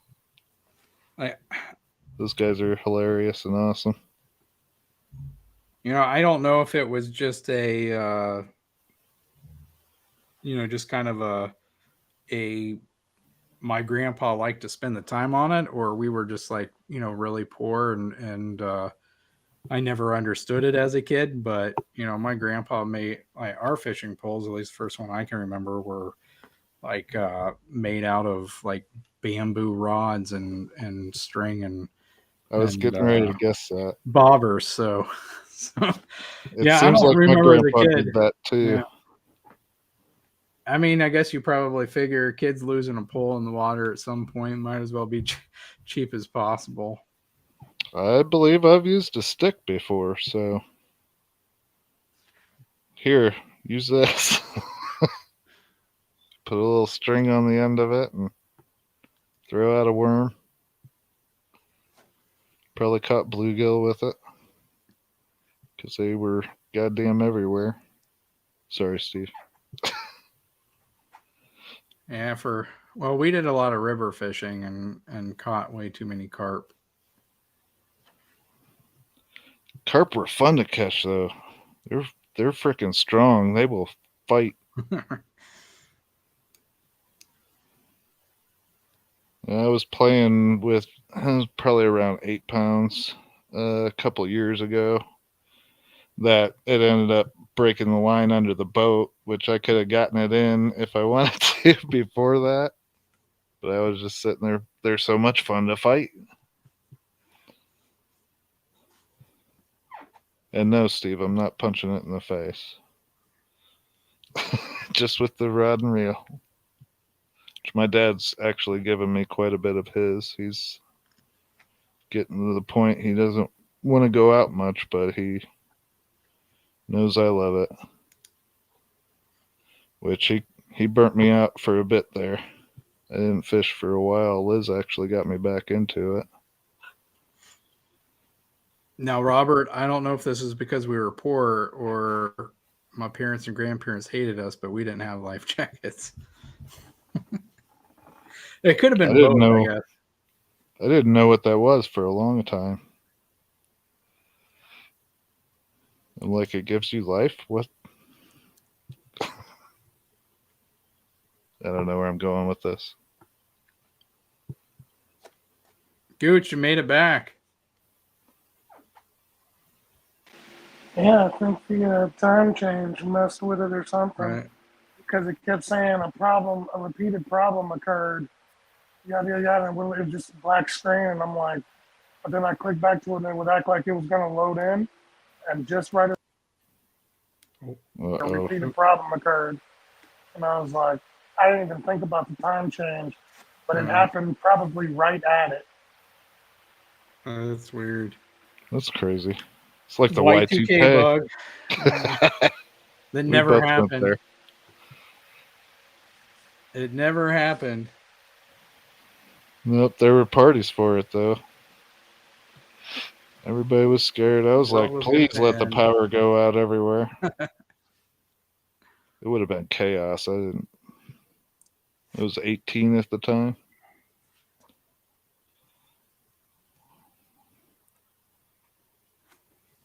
Ooh. No, it was 17. Getting ready to turn 18. So Gooch, who do you think who's a contender and a pretender from each division?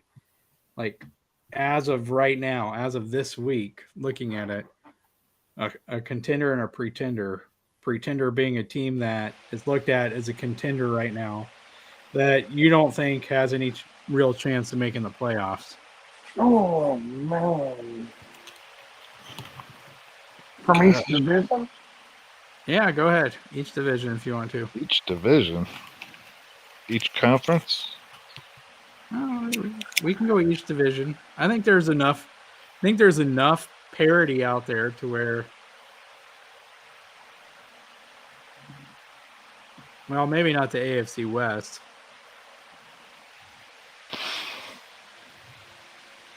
Well, in the West, the Chiefs are the contender and the Chargers are the pretender. In the South, I don't know anybody's records, but I opened up. I think Tennessee has already won the division because it beat the Colts twice. So the Titans would be the contender. The Colts would be the pretender, even though I really wanted the Texans to do well this year. AFC North,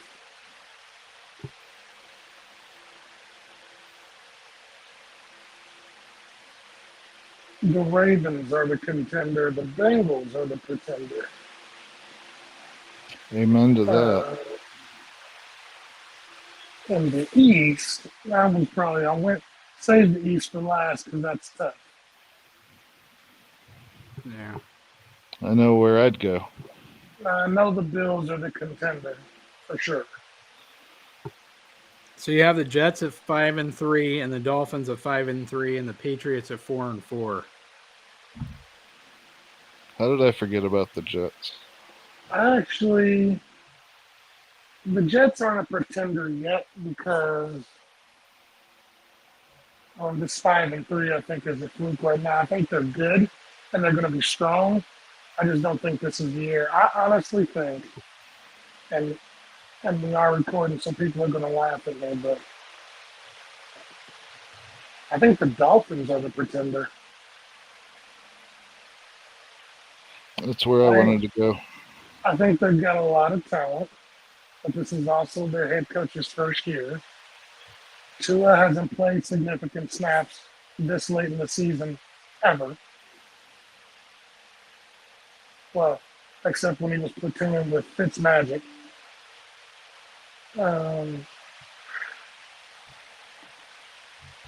And I think they've been winning on sheer talent alone when the weather's been the nicest.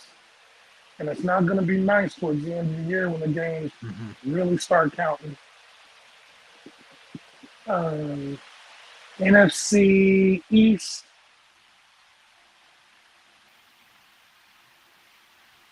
The Eagles are the contender because I really don't see anybody beating them the rest of the year.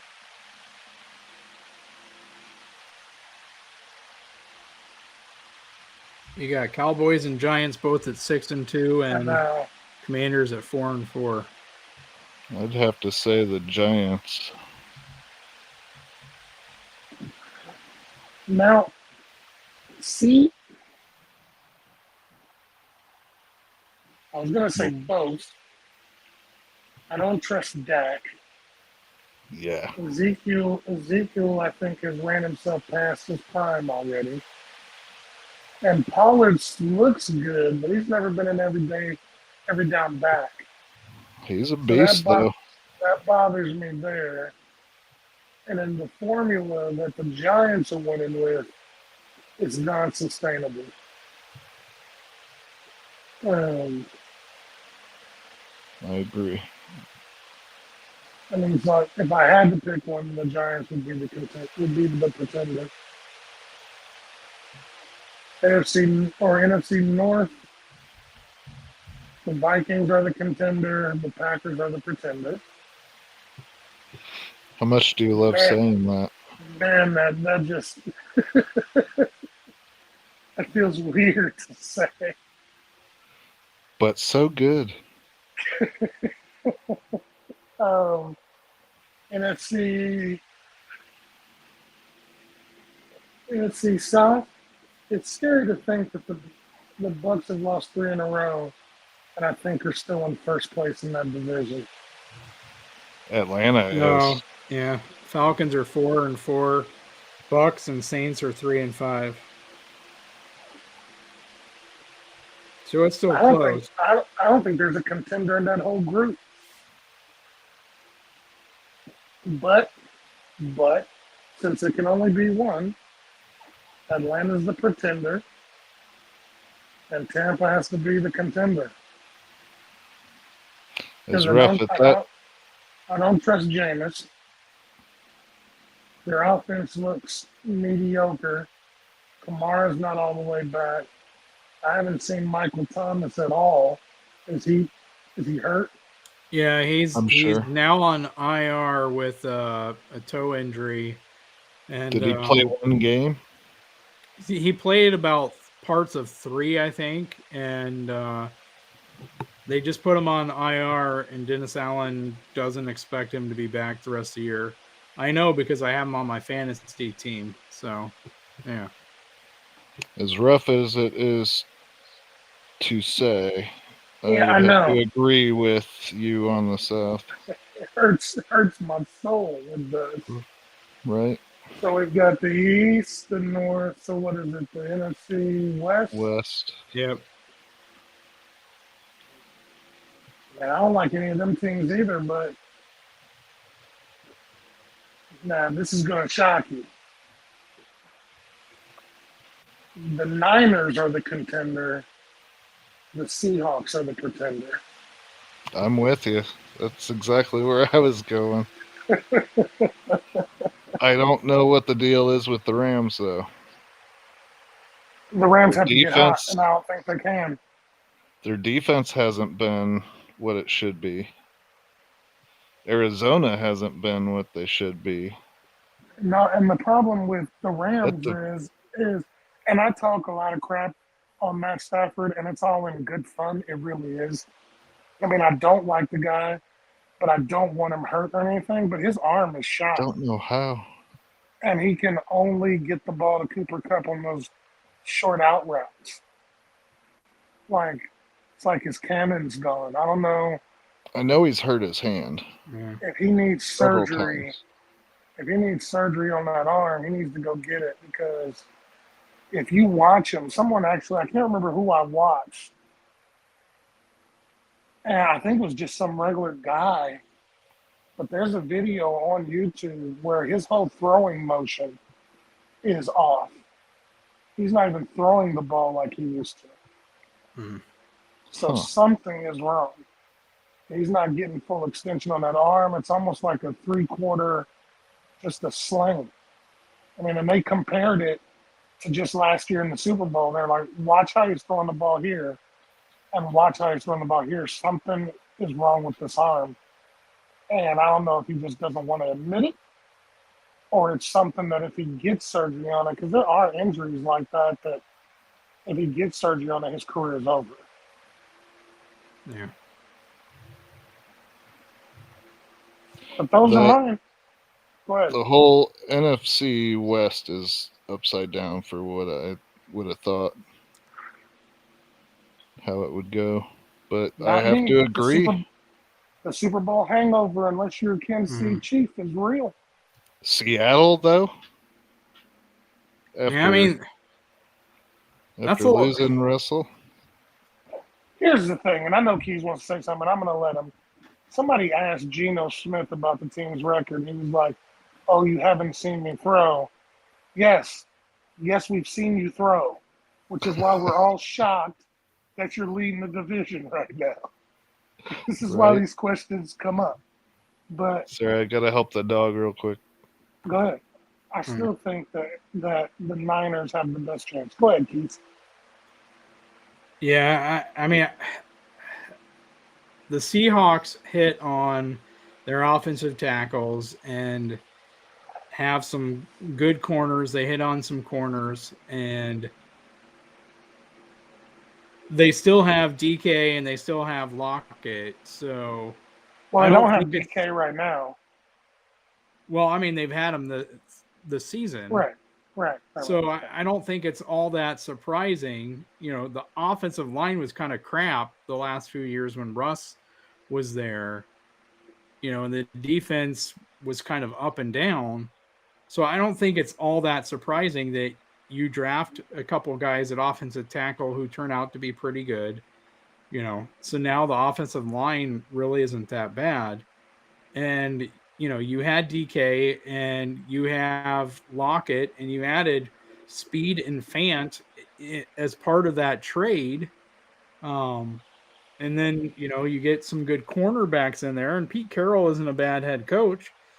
So I think in a way it partially makes sense. You also get to play some teams that aren't that great, like the Broncos. So, yeah, I think that one makes sense, but I think you're right that they are pretenders because I do see them falling away there. I think probably the biggest surprise is the Cardinals are 3-5. Usually, Cliff's teams start out hot and then they fade. So, you know, unless somehow he miraculously does the opposite here, I would think that they're going to have a pretty bad record by the end of the season, since they're already 3-5 and they tend to fade down the stretch, not get stronger. But you know, sure, I guess the opposite could happen. You know, not having Hopkins to begin the year explains some of that, but you know, I guess that is what it is there. You know, NFC North, I think people kind of expected with Devontae Adams gone. And I mean, if you watch this Packers team the last couple of years, you could see them slowly getting worse. So I don't think it's super surprising to see Devontae Adams gone and MVS gone and Rodgers saying, "Hey, why don't I have a receiver?" And then looking at the Packers and, you know, they're not leading that division. I don't think it's also that big of a surprise to see the Vikings leading that division. Maybe because you have a new head coach there, but I don't think it's all that surprising to see those two teams there. So, yeah, I mean, I agree with you there. I think that that's the way it's going to be. I don't think that Rodgers and LaFleur are going to turn this ship around. All the way back before the season began, or whenever it was, when we had Dan on and we did our head coach QB combos, you know, one of the questions I posed to Dan was, is this a matter of, you know, because he talked about LaFleur's success his first 3 years in the NFL. I said, yeah, but is that because of Aaron Rodgers and the team he has, or because he's a great head coach? Well, Packers are 3-5, and it's a legitimate question about how great of a head coach LaFleur actually is. So I do wonder about the Bucs, though. I think maybe the Falcons can be the contender. You know, Tom Brady, I don't think he's so heartless that he can go through a divorce and lose Ryan Jensen and, you know, all the injuries they've had and make it back. I understand, you know, I would understand if someone said that they're going to that you will see Tom Brady's team make a late season push because Tom Brady is, generally good about that. Physically, he gets his mechanics brushed up. They go through that whole process. But in this case, I think losing Jensen was too big, and you couple that with a divorce, and no matter what Brady wants to say, I think it's too much for the Buccaneers to really come back from. And by the way, Bruce Arians isn't the head coach there anymore, so you have that whole issue. So I'm going to actually say that the Falcons are the contenders here, and the Bucs are the pretenders. I could look stupid at the end of the season, though.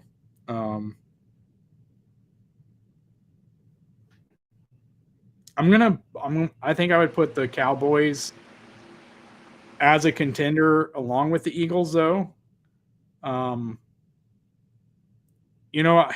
I would hesitate to call the Giants a pretender because I do believe in Dable as a head coach, but I don't see the receivers there to really push the offense forward. And you're one Saquon injury away from being utterly screwed. So, but I do believe in Dable, and I have been impressed largely this season what I saw out of Daniel Jones. I thought he looked a lot better. So, I mean, there's that, but I think Dallas's defense is good enough to where Dak and the offense don't have to be near as perfect. So I think that helps them stay a contender, would be the reason why I would keep them there. Jets, I would say a pretender. Dolphins, I do think they make the playoffs. I don't think they do much once they get to the playoffs. I'm still rooting for them to beat the Bills in the second game that they play. Yeah, I don't know. I think the Patriots are kind of the hardest question there. I don't know what you guys think, but they're 4-4. There's nothing about them to where they look that impressive, but Belichick utilizes his players to their strengths as good, if not better, than any other coach in the NFL. So I think at 4-4, that's a place he's probably happy to be at this season. I said before the season began, the Ravens were going to win the North, that the Bengals were a fluke, inflated by last year having a losing record the year before, so they got a weak strength of schedule that they got to play last year and had some fluky wins. That division was separated by 2 games. The Ravens lost Lamar for a chunk of the season. They had COVID, a lot of players out for COVID at times. They had a lot of injuries, like 25 running backs and like 15 defensive backs.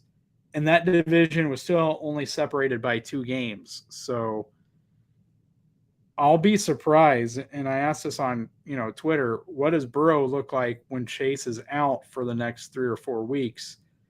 First game wasn't that pretty. So I'll be interested to see what the next few games look like. The question is, though, like the Browns, when Watson comes and actually plays his first game for this team and moving forward, is he going to be a big enough difference maker to where the Browns make a push or not? Is it a 2-team race, or is it a 3-team race? I think is the biggest question. And yeah, I don't think I can disagree with anything else that's been said there. But so those are my thoughts. Gooch made it back. Aaron is done with his cat, so I'm done talking here.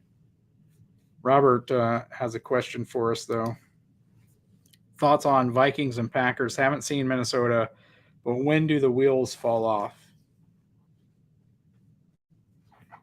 Do they? I think is the question, because we kind of all gave our thoughts on the Packers. But do the wheels fall off for the Vikings? Aaron, you're muted.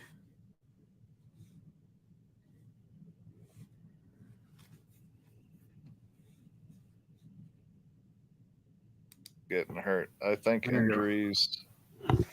I gotcha. Go ahead. What did you hear? Nothing until right there. You were muted.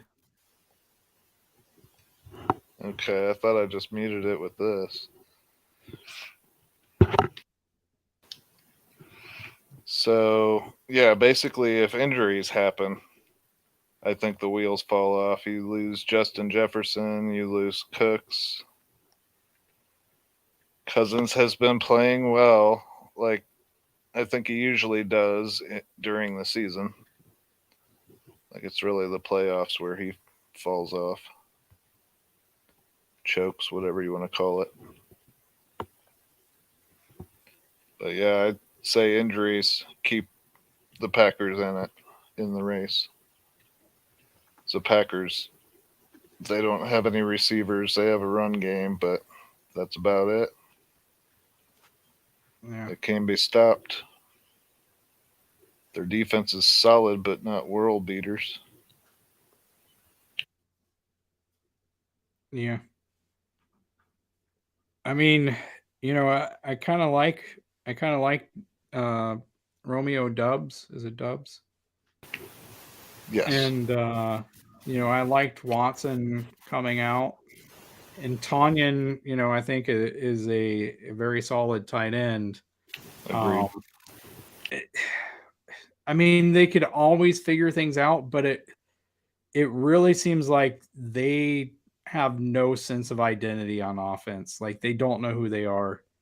They don't know who they should be, I think is even a better way to say it. To be a successful offense anymore, they don't really know who they should be. I think is my biggest concern with them. I'm not the biggest Cousins guy in the world, but I think that they have plenty of pieces on the Vikings to where it's hard for me to imagine them falling and the Packers, righting the ship. Not that it can't happen. We're not even truly, halfway through the season yet, but just what I've seen so far, it's kind of hard to imagine both of those things happening. I like some of the Vikings, depth. Yeah, they have Jefferson, they still have Thielen. They just added TJ Hawkinson in that trade with the Lions, which still I doesn't forgot make about that. sense. Doesn't make any sense to me. The only thing, my first thought when I saw it was this is to make up for fleecing them in that trade up to draft Jamison Williams. I like their backup running backs if something were to happen to Dalvin Cook. I like Madison. I really like Kene Nwangu, who is probably never going to get any snaps for them. But Who? Kene Nwangu is their third string running back. Well, it And, seems familiar from a draft, but he was part of last year's draft out of Iowa State.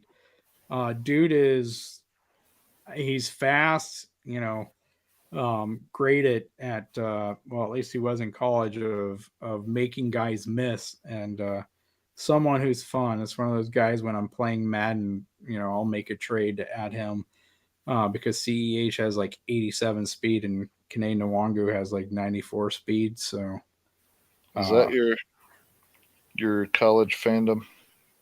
No, actually, I hate Iowa State because I'm a Hawkeye fan. So Okay. I knew it was one or the other. It just can't. So when I see these guys like Brees Hall and Kene Nwangu, I mean, it kind of sticks out because I should hate them, but there's no positive bias when I'm talking about these guys because they're on the rivals that I hate. But Yeah, I do like the Vikings. I would never say it's like it would never happen that the Packers couldn't right the ship. The same way I would never say it about the Bucks, but man, or I guess you could even throw in the Rams, but it just doesn't seem all that possible um, right now. I just can't imagine that it happens.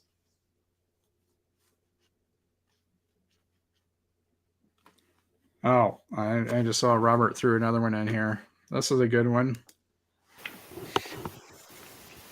Gooch, if you're still with us, you can take part in this one too. Do the Raiders or Broncos fire their head coach this season? I would say the Broncos are the more likely. All right. Yeah, I'd But have are to. we talking like mid-season, or are we talking end of season, or after the season? Like playoff-ish time is what I mean by end of Right. season. Yeah, I want to look this up. So, oh, that's not a bad deal. That sucks. Wait, is that per year? You looking at coach contracts? Yeah, I'm looking at Josh McDaniel's contract. I don't think it matters what Nathaniel Hackett's contract is. And Robert said any of the I, options I said. I I think would.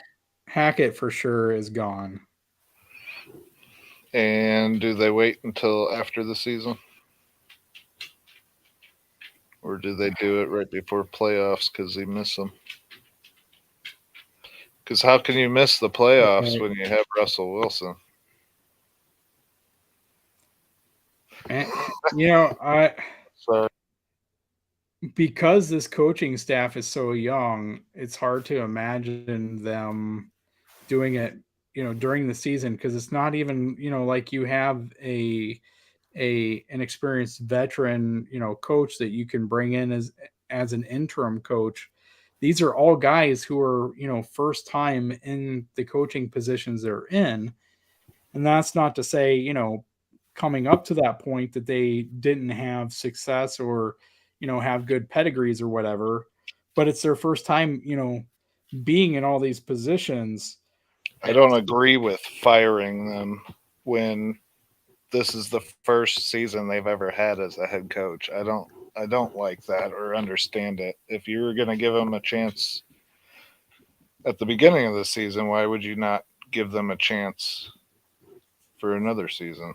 At least another season. So the big rumor about Hackett was that he was brought in because Aaron Rodgers was, talking so glowingly about him, and they hired him just to lure Aaron Rodgers to come to Denver. And so when that didn't happen, like that was the whole basis for the move. Um,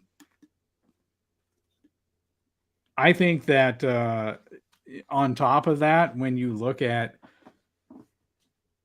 the fact that they've had as many primetime games as they've had, which they shouldn't have, but they did because, of Russ, that it's highlighted how unprepared or undeserving he was to be a head coach. Right? Like however you want to say it, however fair you want to say it, they had to hire a guy to come in and help him, with decision making and this and that. So it's like whatever you feel about a coach like Eric Bieniemy, man, I'm feeling it. It should be almost 3 a.m. here now, but however you feel about a coach like Eric Bieniemy, you can't tell me he would be doing a worse job than Nathaniel Hackett. You know what I mean? So I think that's part of it. I don't think he was someone they were ever super impressed with. They just brought in because they thought that they would get Aaron Rodgers that way. And not only did they not get Rodgers, they've been embarrassed on national television, and a chunk of these losses have come down to decisions he's made. So yeah, it's hard to imagine McDaniels getting fired his first year, but his contract is totally fireable, which was smart on them after, because they're probably paying John Gruden a good chunk of money over the next few years or so. But something like $1.5 million a year, 6 or 8 million over 4 years. So if they wanted to fire McDaniels, the Raiders could certainly do that. I would just be without players coming out and completely blaming McDaniels.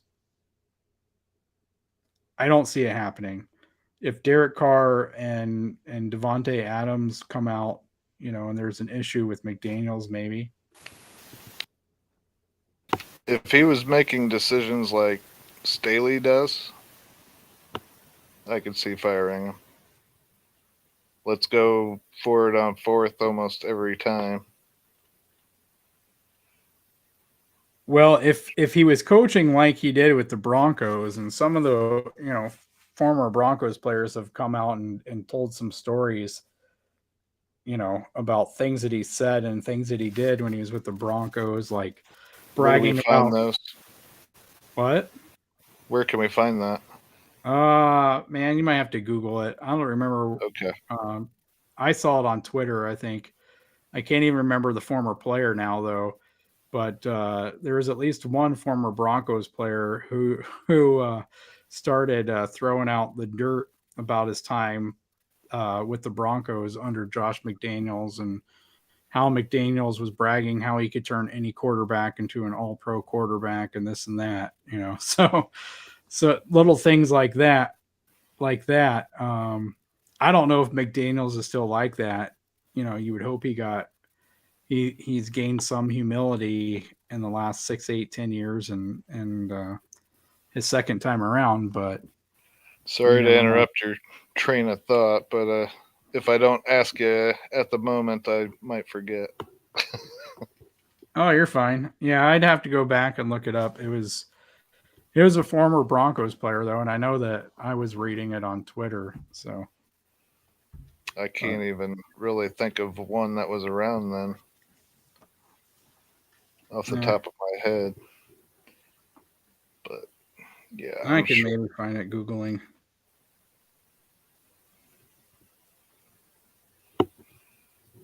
Where were we?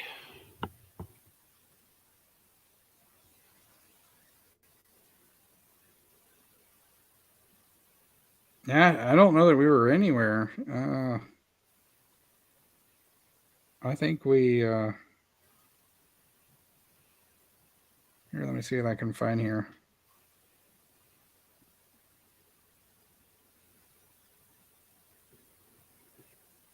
I'm assuming Gooch is sleeping at this point. Probably. Yeah, all right, here we go. This was the player. Tyler Columbus. I have no idea. No, don't know. Never would have guessed that. Was a lineman for the Broncos. Yeah, this was a series of tweets I saw back on Twitter, sharing his favorite McDaniel story. His first one was, after trading away the young nucleus of our offense, including Jay Cutler, Josh said to the entire team, "Fellas, don't worry about the QB situation. I can turn a high school quarterback into an all-pro." Uh-huh. After, let's see. Was it Trevor Siemian that he tried? Yeah, probably. After a couple others.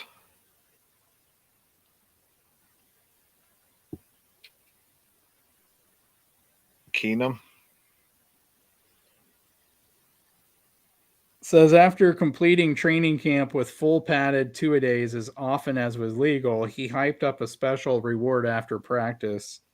It was an ice cream truck and a t-shirt that said Iron Man.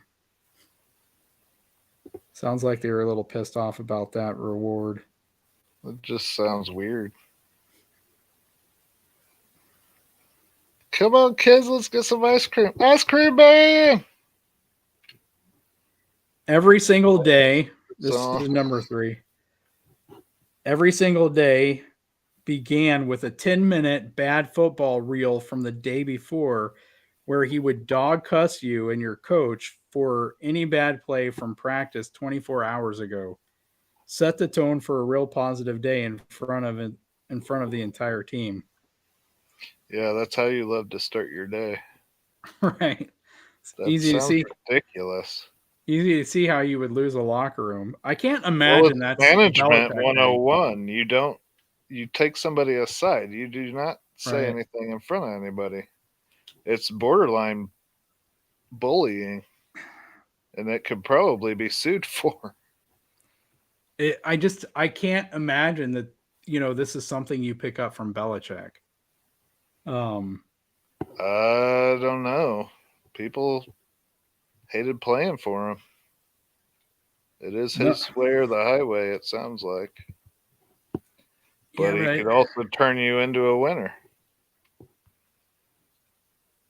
I don't know. I don't Number either. 4. I can't imagine these all like anyway.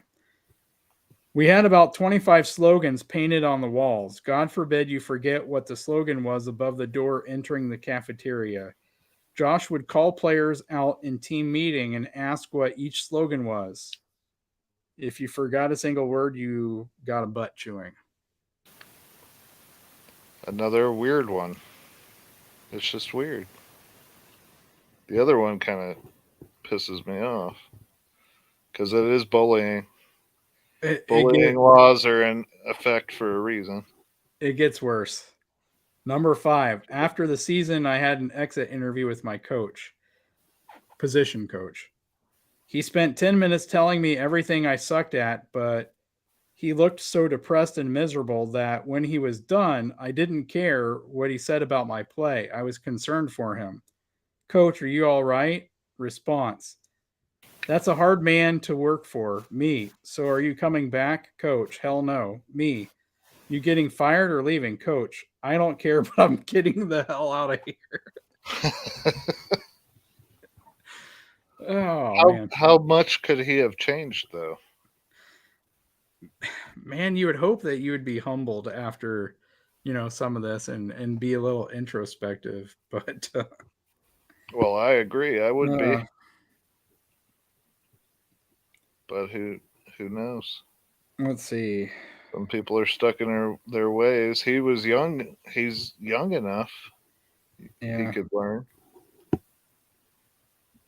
Yeah, he ends it with saying that Josh knew his X's and O's as well as any coach that he'd been around. You won't hear any former player saying he doesn't know football. He just didn't know how to handle people. He says he's learned from his mistakes. Time will tell. Well, that's pretty common, I'd have to say. But yeah, that was the thread. But yeah.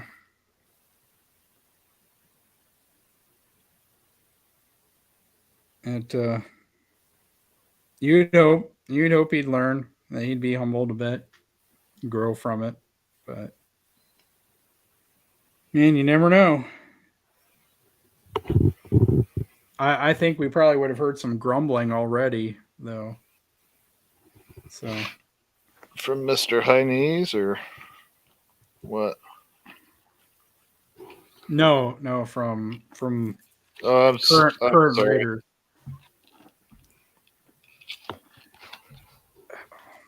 Man, I don't. I'm tired. I was thinking he was on Denver again.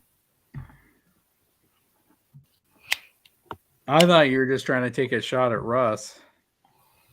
Always, but such a weird where I person. was going. I just want to make it clear to Broncos fans that it has nothing to do with the fact that he's a Bronco.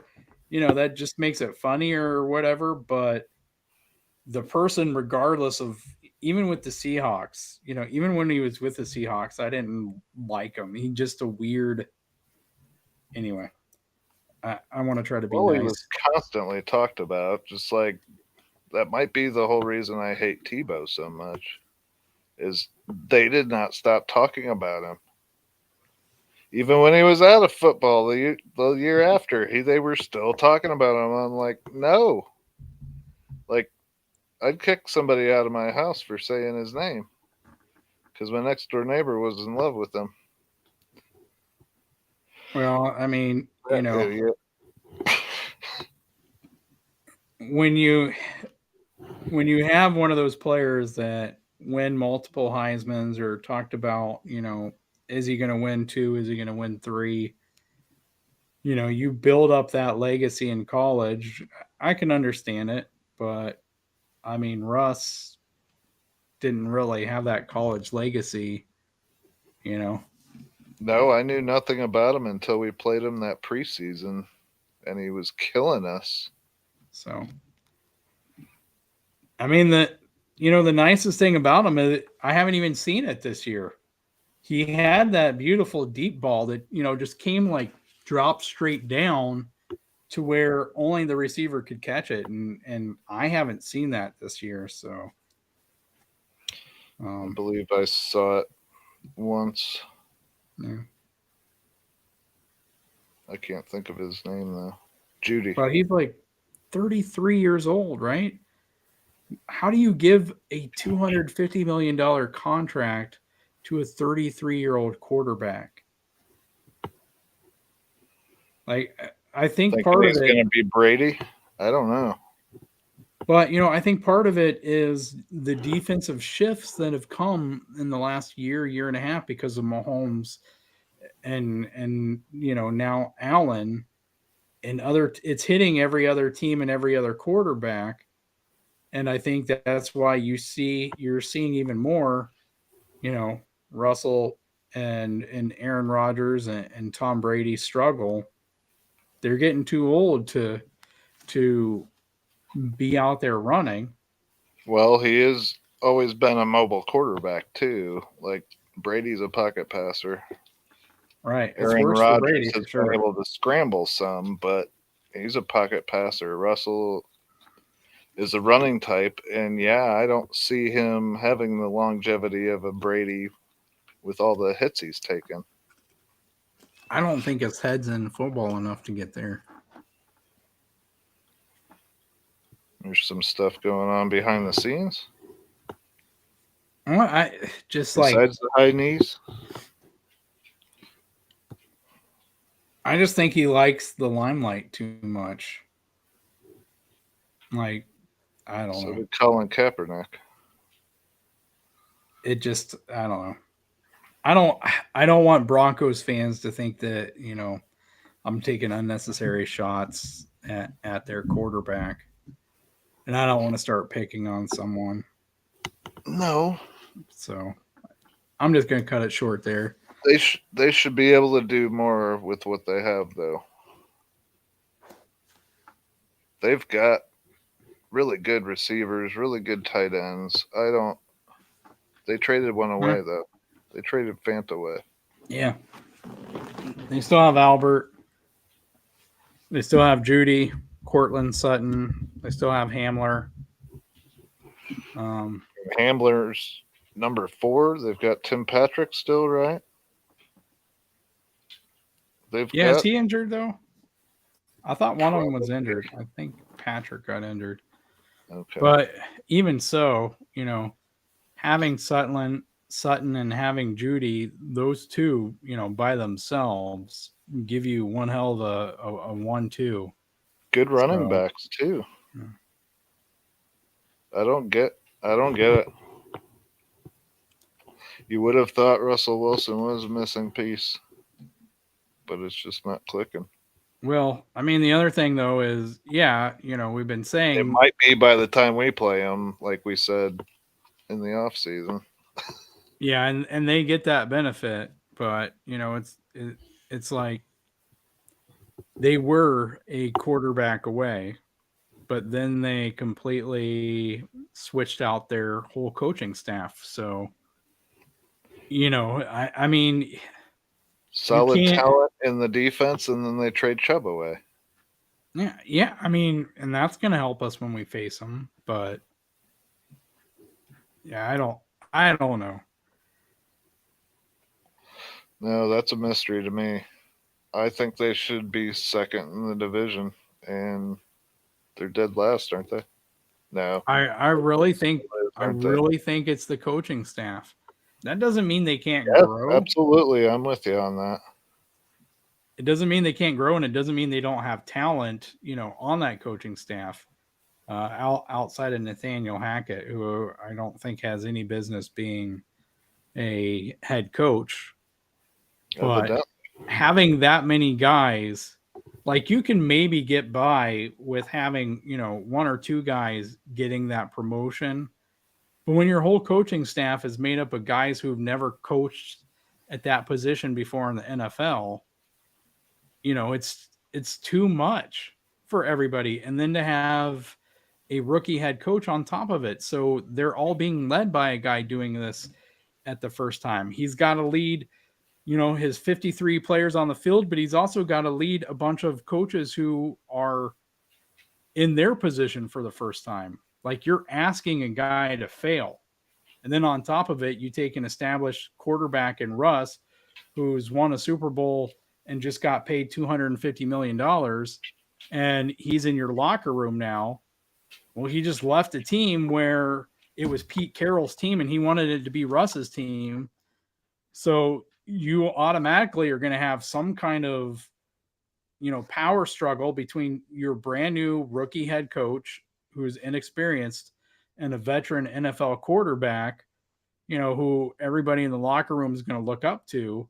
Like you're asking, even if Hackett was even marginally fit to be an NFL head coach, you're still asking him to fail by putting him in that situation. And I think you put it all together and you exacerbate it, and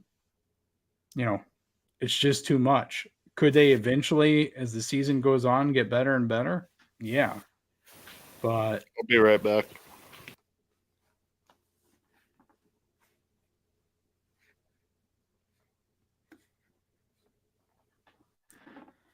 do I have any anxiety about the game, Robert? Yeah, we talked about that a little bit earlier.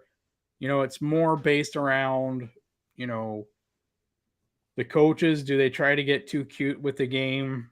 Does Tobe continue to put Sky Moore back there on punt returns? What is Spag's plan to stop the run in this game? Those types of things. Vrabel's a good coach, and they always play us tough. So I think that always makes it kind of concerning. So Broncos' issues are horrible coaching in the red zone. Yeah, I mean, among other things, Russ also doesn't have the ability to see guys who are wide open in the red zone. Maybe it's trying to learn a new system and he's thinking too much, but he's missing guys who are wide open. He's getting picked apart by, former NFL quarterbacks who are saying, hey, look, like, there was a play a couple weeks ago, I think it was. Like you're eyeballing Sutton down, when Hamler's wide open, and you should have known that pre-snap just by the look the defense was giving you, that you shouldn't be staring down Sutton the whole time and forcing it to him in the end zone to lose the game. So, you have plays like that. There was one play I can remember where all I had to do was simply just, run a couple of yards to get a first down. But he's looking downfield and, the run is there. It's clearly there and he won't take it. So, I mean, I think that's part of it, but I do think a chunk of it is on Russ. And, again, to give him some benefit of the doubt, if he's trying to learn a playbook and he's just thinking too much out there, if that's the case, you can give him some break. But, yeah, their D's keeping them in games. I'm still interested to see what happens now that they don't have Chubb. What kind of effect that makes on them? Does what's his name, Baron Browning? Does he really make up to the point where they could trade Chubb? I understand you weren't going to pay him.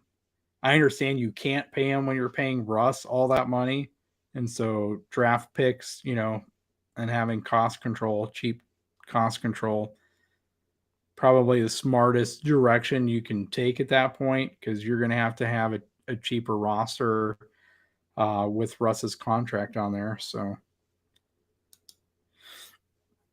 Robert says they brought in a consultant to help make critical game decision, a total fail. They were passing on kicking field goals from 55 yards versus punting. Yeah, I think that highlights how bad of a decision maker that Hackett has been. It's kind of an embarrassing move when you even have to go there, in my opinion. But agreed. I mean, again, if the whole Aaron Rodgers thing is the proper context for understanding it, then it makes a lot more sense. But I mean, you take all of the stuff the Broncos have done this offseason, and it's really kind of embarrassing. And I feel for Broncos fans just because of all of it. They way overpaid. I don't know that there's anything Russ could do moving forward that would make anyone outside of Denver not view this trade as a huge overpay moving forward. And then you throw in giving them that a Super Bowl. But for people outside of Denver, I don't know. It's hard to imagine what they would have to do around him. Maybe they fire Hackett and they bring in a different head coach next year and it's different. And it looks like a smart move. Right now, it's hard to imagine that. And you give the guy a $250 million contract without even seeing him in a live game. Sean Payton. Man, I thought I heard someone say that Peyton already said there's no way he'd coach the Broncos next year. Oh, that's right. I forgot. I heard it from one of you. Either you or Gooch. Could have been Dan. Gooch, Dan, somebody. Of course, that could always be a way of saying you're going to have to pay me a lot more money than what you want to offer me to do it.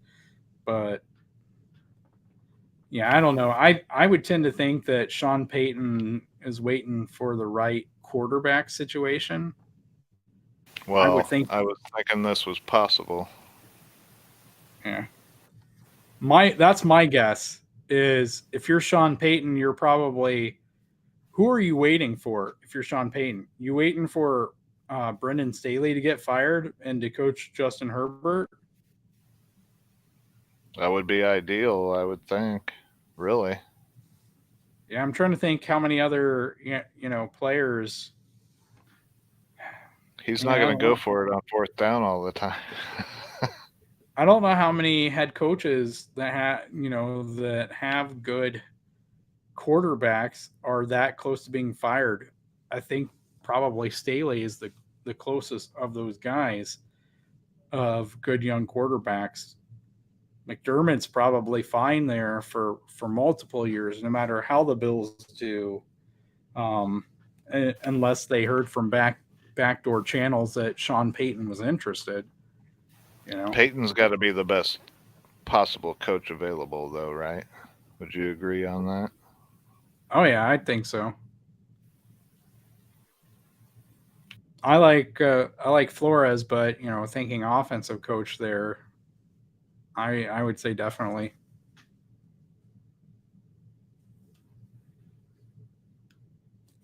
Let's see. Do we have all of our? I think we have all of our comments here.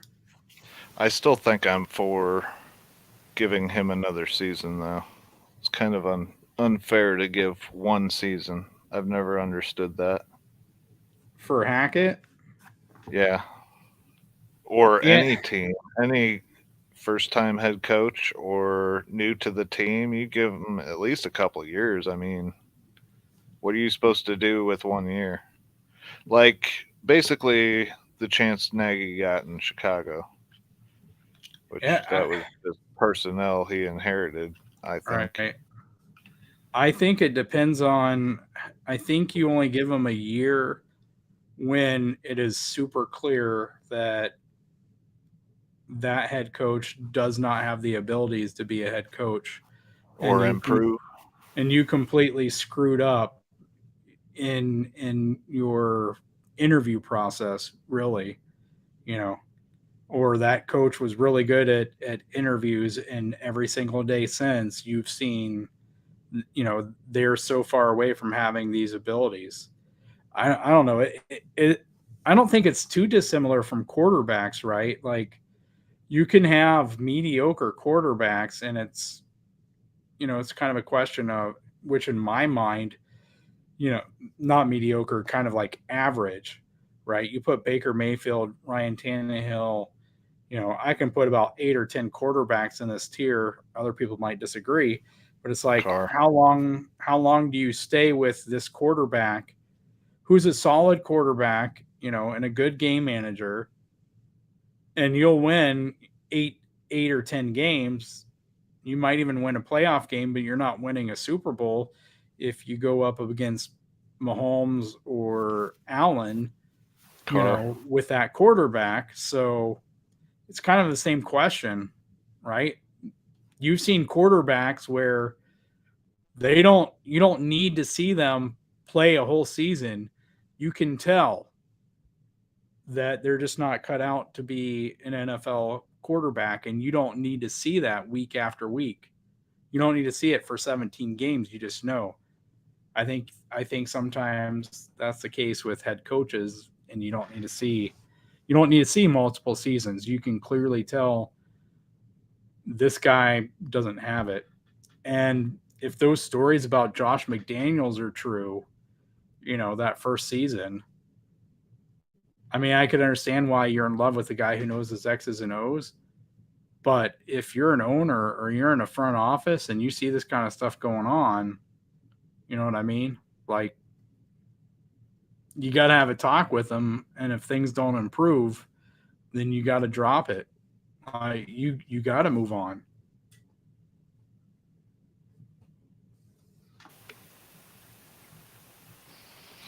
I don't know. I don't think 1 year is a fair shot though. Unless they've got to just be completely incompetent, in Urban my Meyer, opinion. you think Urban Meyer deserved 2 years? Who's that? Oh, yeah, I don't know. the guy who didn't even know who Aaron Donald was. I don't know how that's possible. Who was this? Urban Meyer? Didn't know who Aaron Donald was? Yeah, Oh, I remember this now. yeah. Yeah. That story Okay. about whoever 99 is for the Rams, he's a hell of a player, or whatever it was he said. Who's this 99 guy? He's killing us. Oh, man. Yeah. Do you think Urban Meyer deserved 2 years? If you're that dumb that you don't know who Aaron Donald is, yeah, that sounds like completely incompetent. Yeah, Urban didn't deserve 2 years. And that's funny, though, because, college wise, He was he awesome. had the pedigree. But, yeah, I think that's probably a perfect example. You could clearly tell, with Urban that there was no reason for. I mean, he didn't even get a full year, so there's just some times where. But yeah, but I hear you on the whole. Like, I'm of the opinion. I think Dan Campbell should get the chance to continue to grow as a coach, in Detroit, but that probably isn't going to happen. Um, you know, I don't know. I think I'm about done though. Oh, I am feeling it, even with getting that extra hour of sleep. So Gooch already beat us to it. Well, Aaron, you have anything you want to add here? I was gonna bring up Tomlinson. Now that Big Ben's retired and this will probably be his first losing season, I almost guarantee he gets at least another one. Yeah. How long do they give him? That's basically where I was gonna go. Man, I want to say the Steelers have had like what 4 or 5 head coaches in the history of their franchise, Yeah, they have not had something many like that. compared to everybody else. Cowher was there forever. Um, yeah, I think they've only had like 4 or 5 head coaches. That family, I think they do a great job of not being reactionary and understanding um, the context of each season. I think So, they've done it right, yeah, in my opinion. yeah. I mean, you're starting Kenny Pickett. He's an interception machine.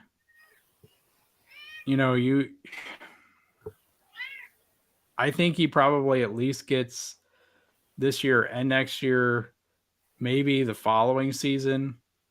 They had the Trubisky bug. I think he can last longer than the GM there. He had Tomlin has dealt with some of the biggest egos in the NFL and still was able, to win games and have winning seasons. And this is, like you said, this is going to be his first losing season. So I think that buys him at least 2.5, maybe 3 more seasons without some kind of big controversy. Okay. So, That's about where I was. So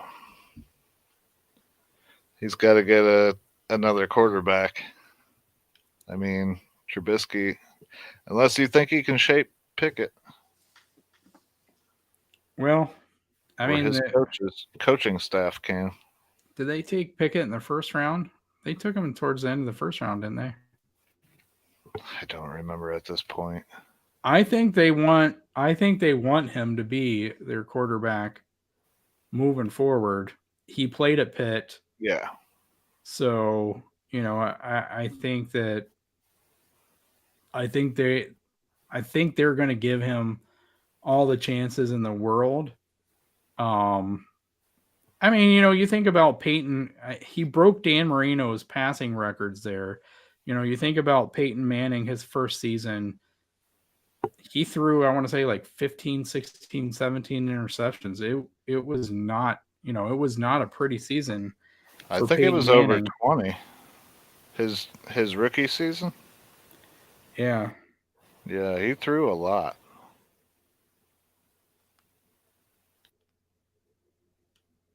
So, I mean, I'm not going to say he's going to be Peyton Manning, but at the same time, you can't necessarily judge a quarterback by their rookie season. I like the running back there. I like Claypool. Well, they traded Claypool What? to the Where? Bears. To the Bears. For what? 2nd round pick. Wow.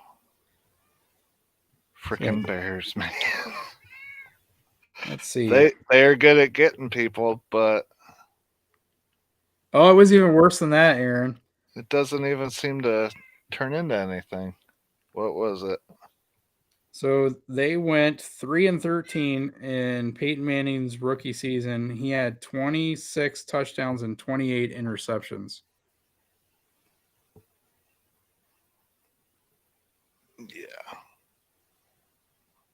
28 interceptions. I think it was a record. his following 2 seasons, he threw 28 or 30 combined. The following 2 seasons, which isn't horrible. So it's not great, yeah, but it's well, not horrible. Basically the same. And look at Favre. 2 seasons though. Favre threw a ton of interceptions. He was all about gambling, but it would pay off so much as well.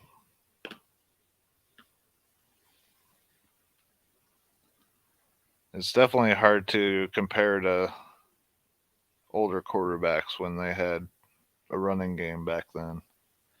And there's just not as much of a running game, even though Pittsburgh has a hell of a running back. They could ride that train similar to who we're playing tomorrow. Henry.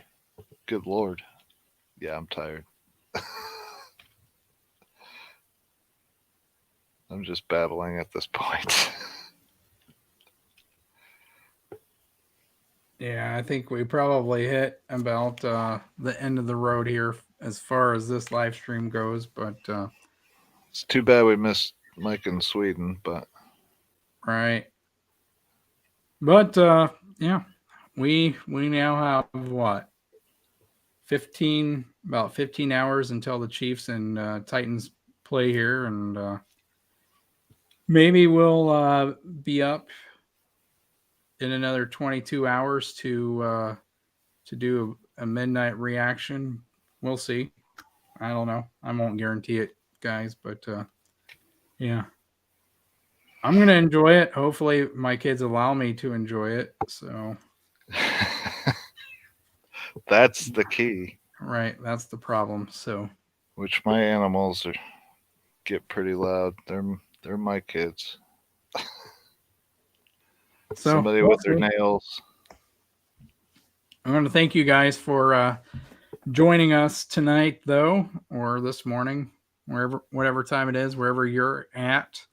Don't forget to hit the like and leave us a comment afterwards. And if you're not a subscriber and you're catching us, we go ahead and invite you to subscribe if you like our content here. We try to keep it balanced, and at least in this episode, we got a lot more NFL in and not just Chiefs, but we like to talk about Chiefs, NFL, sports, life.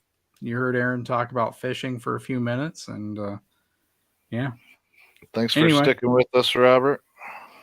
Yep, Robert, anyone else who's with us, and appreciate all of you guys, those of you who catch us later after we're finished as well. So let's hopefully celebrate a win, and go Chiefs.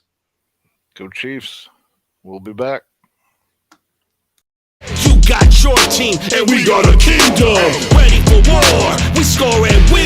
We're the Super Bowl champs, the king of the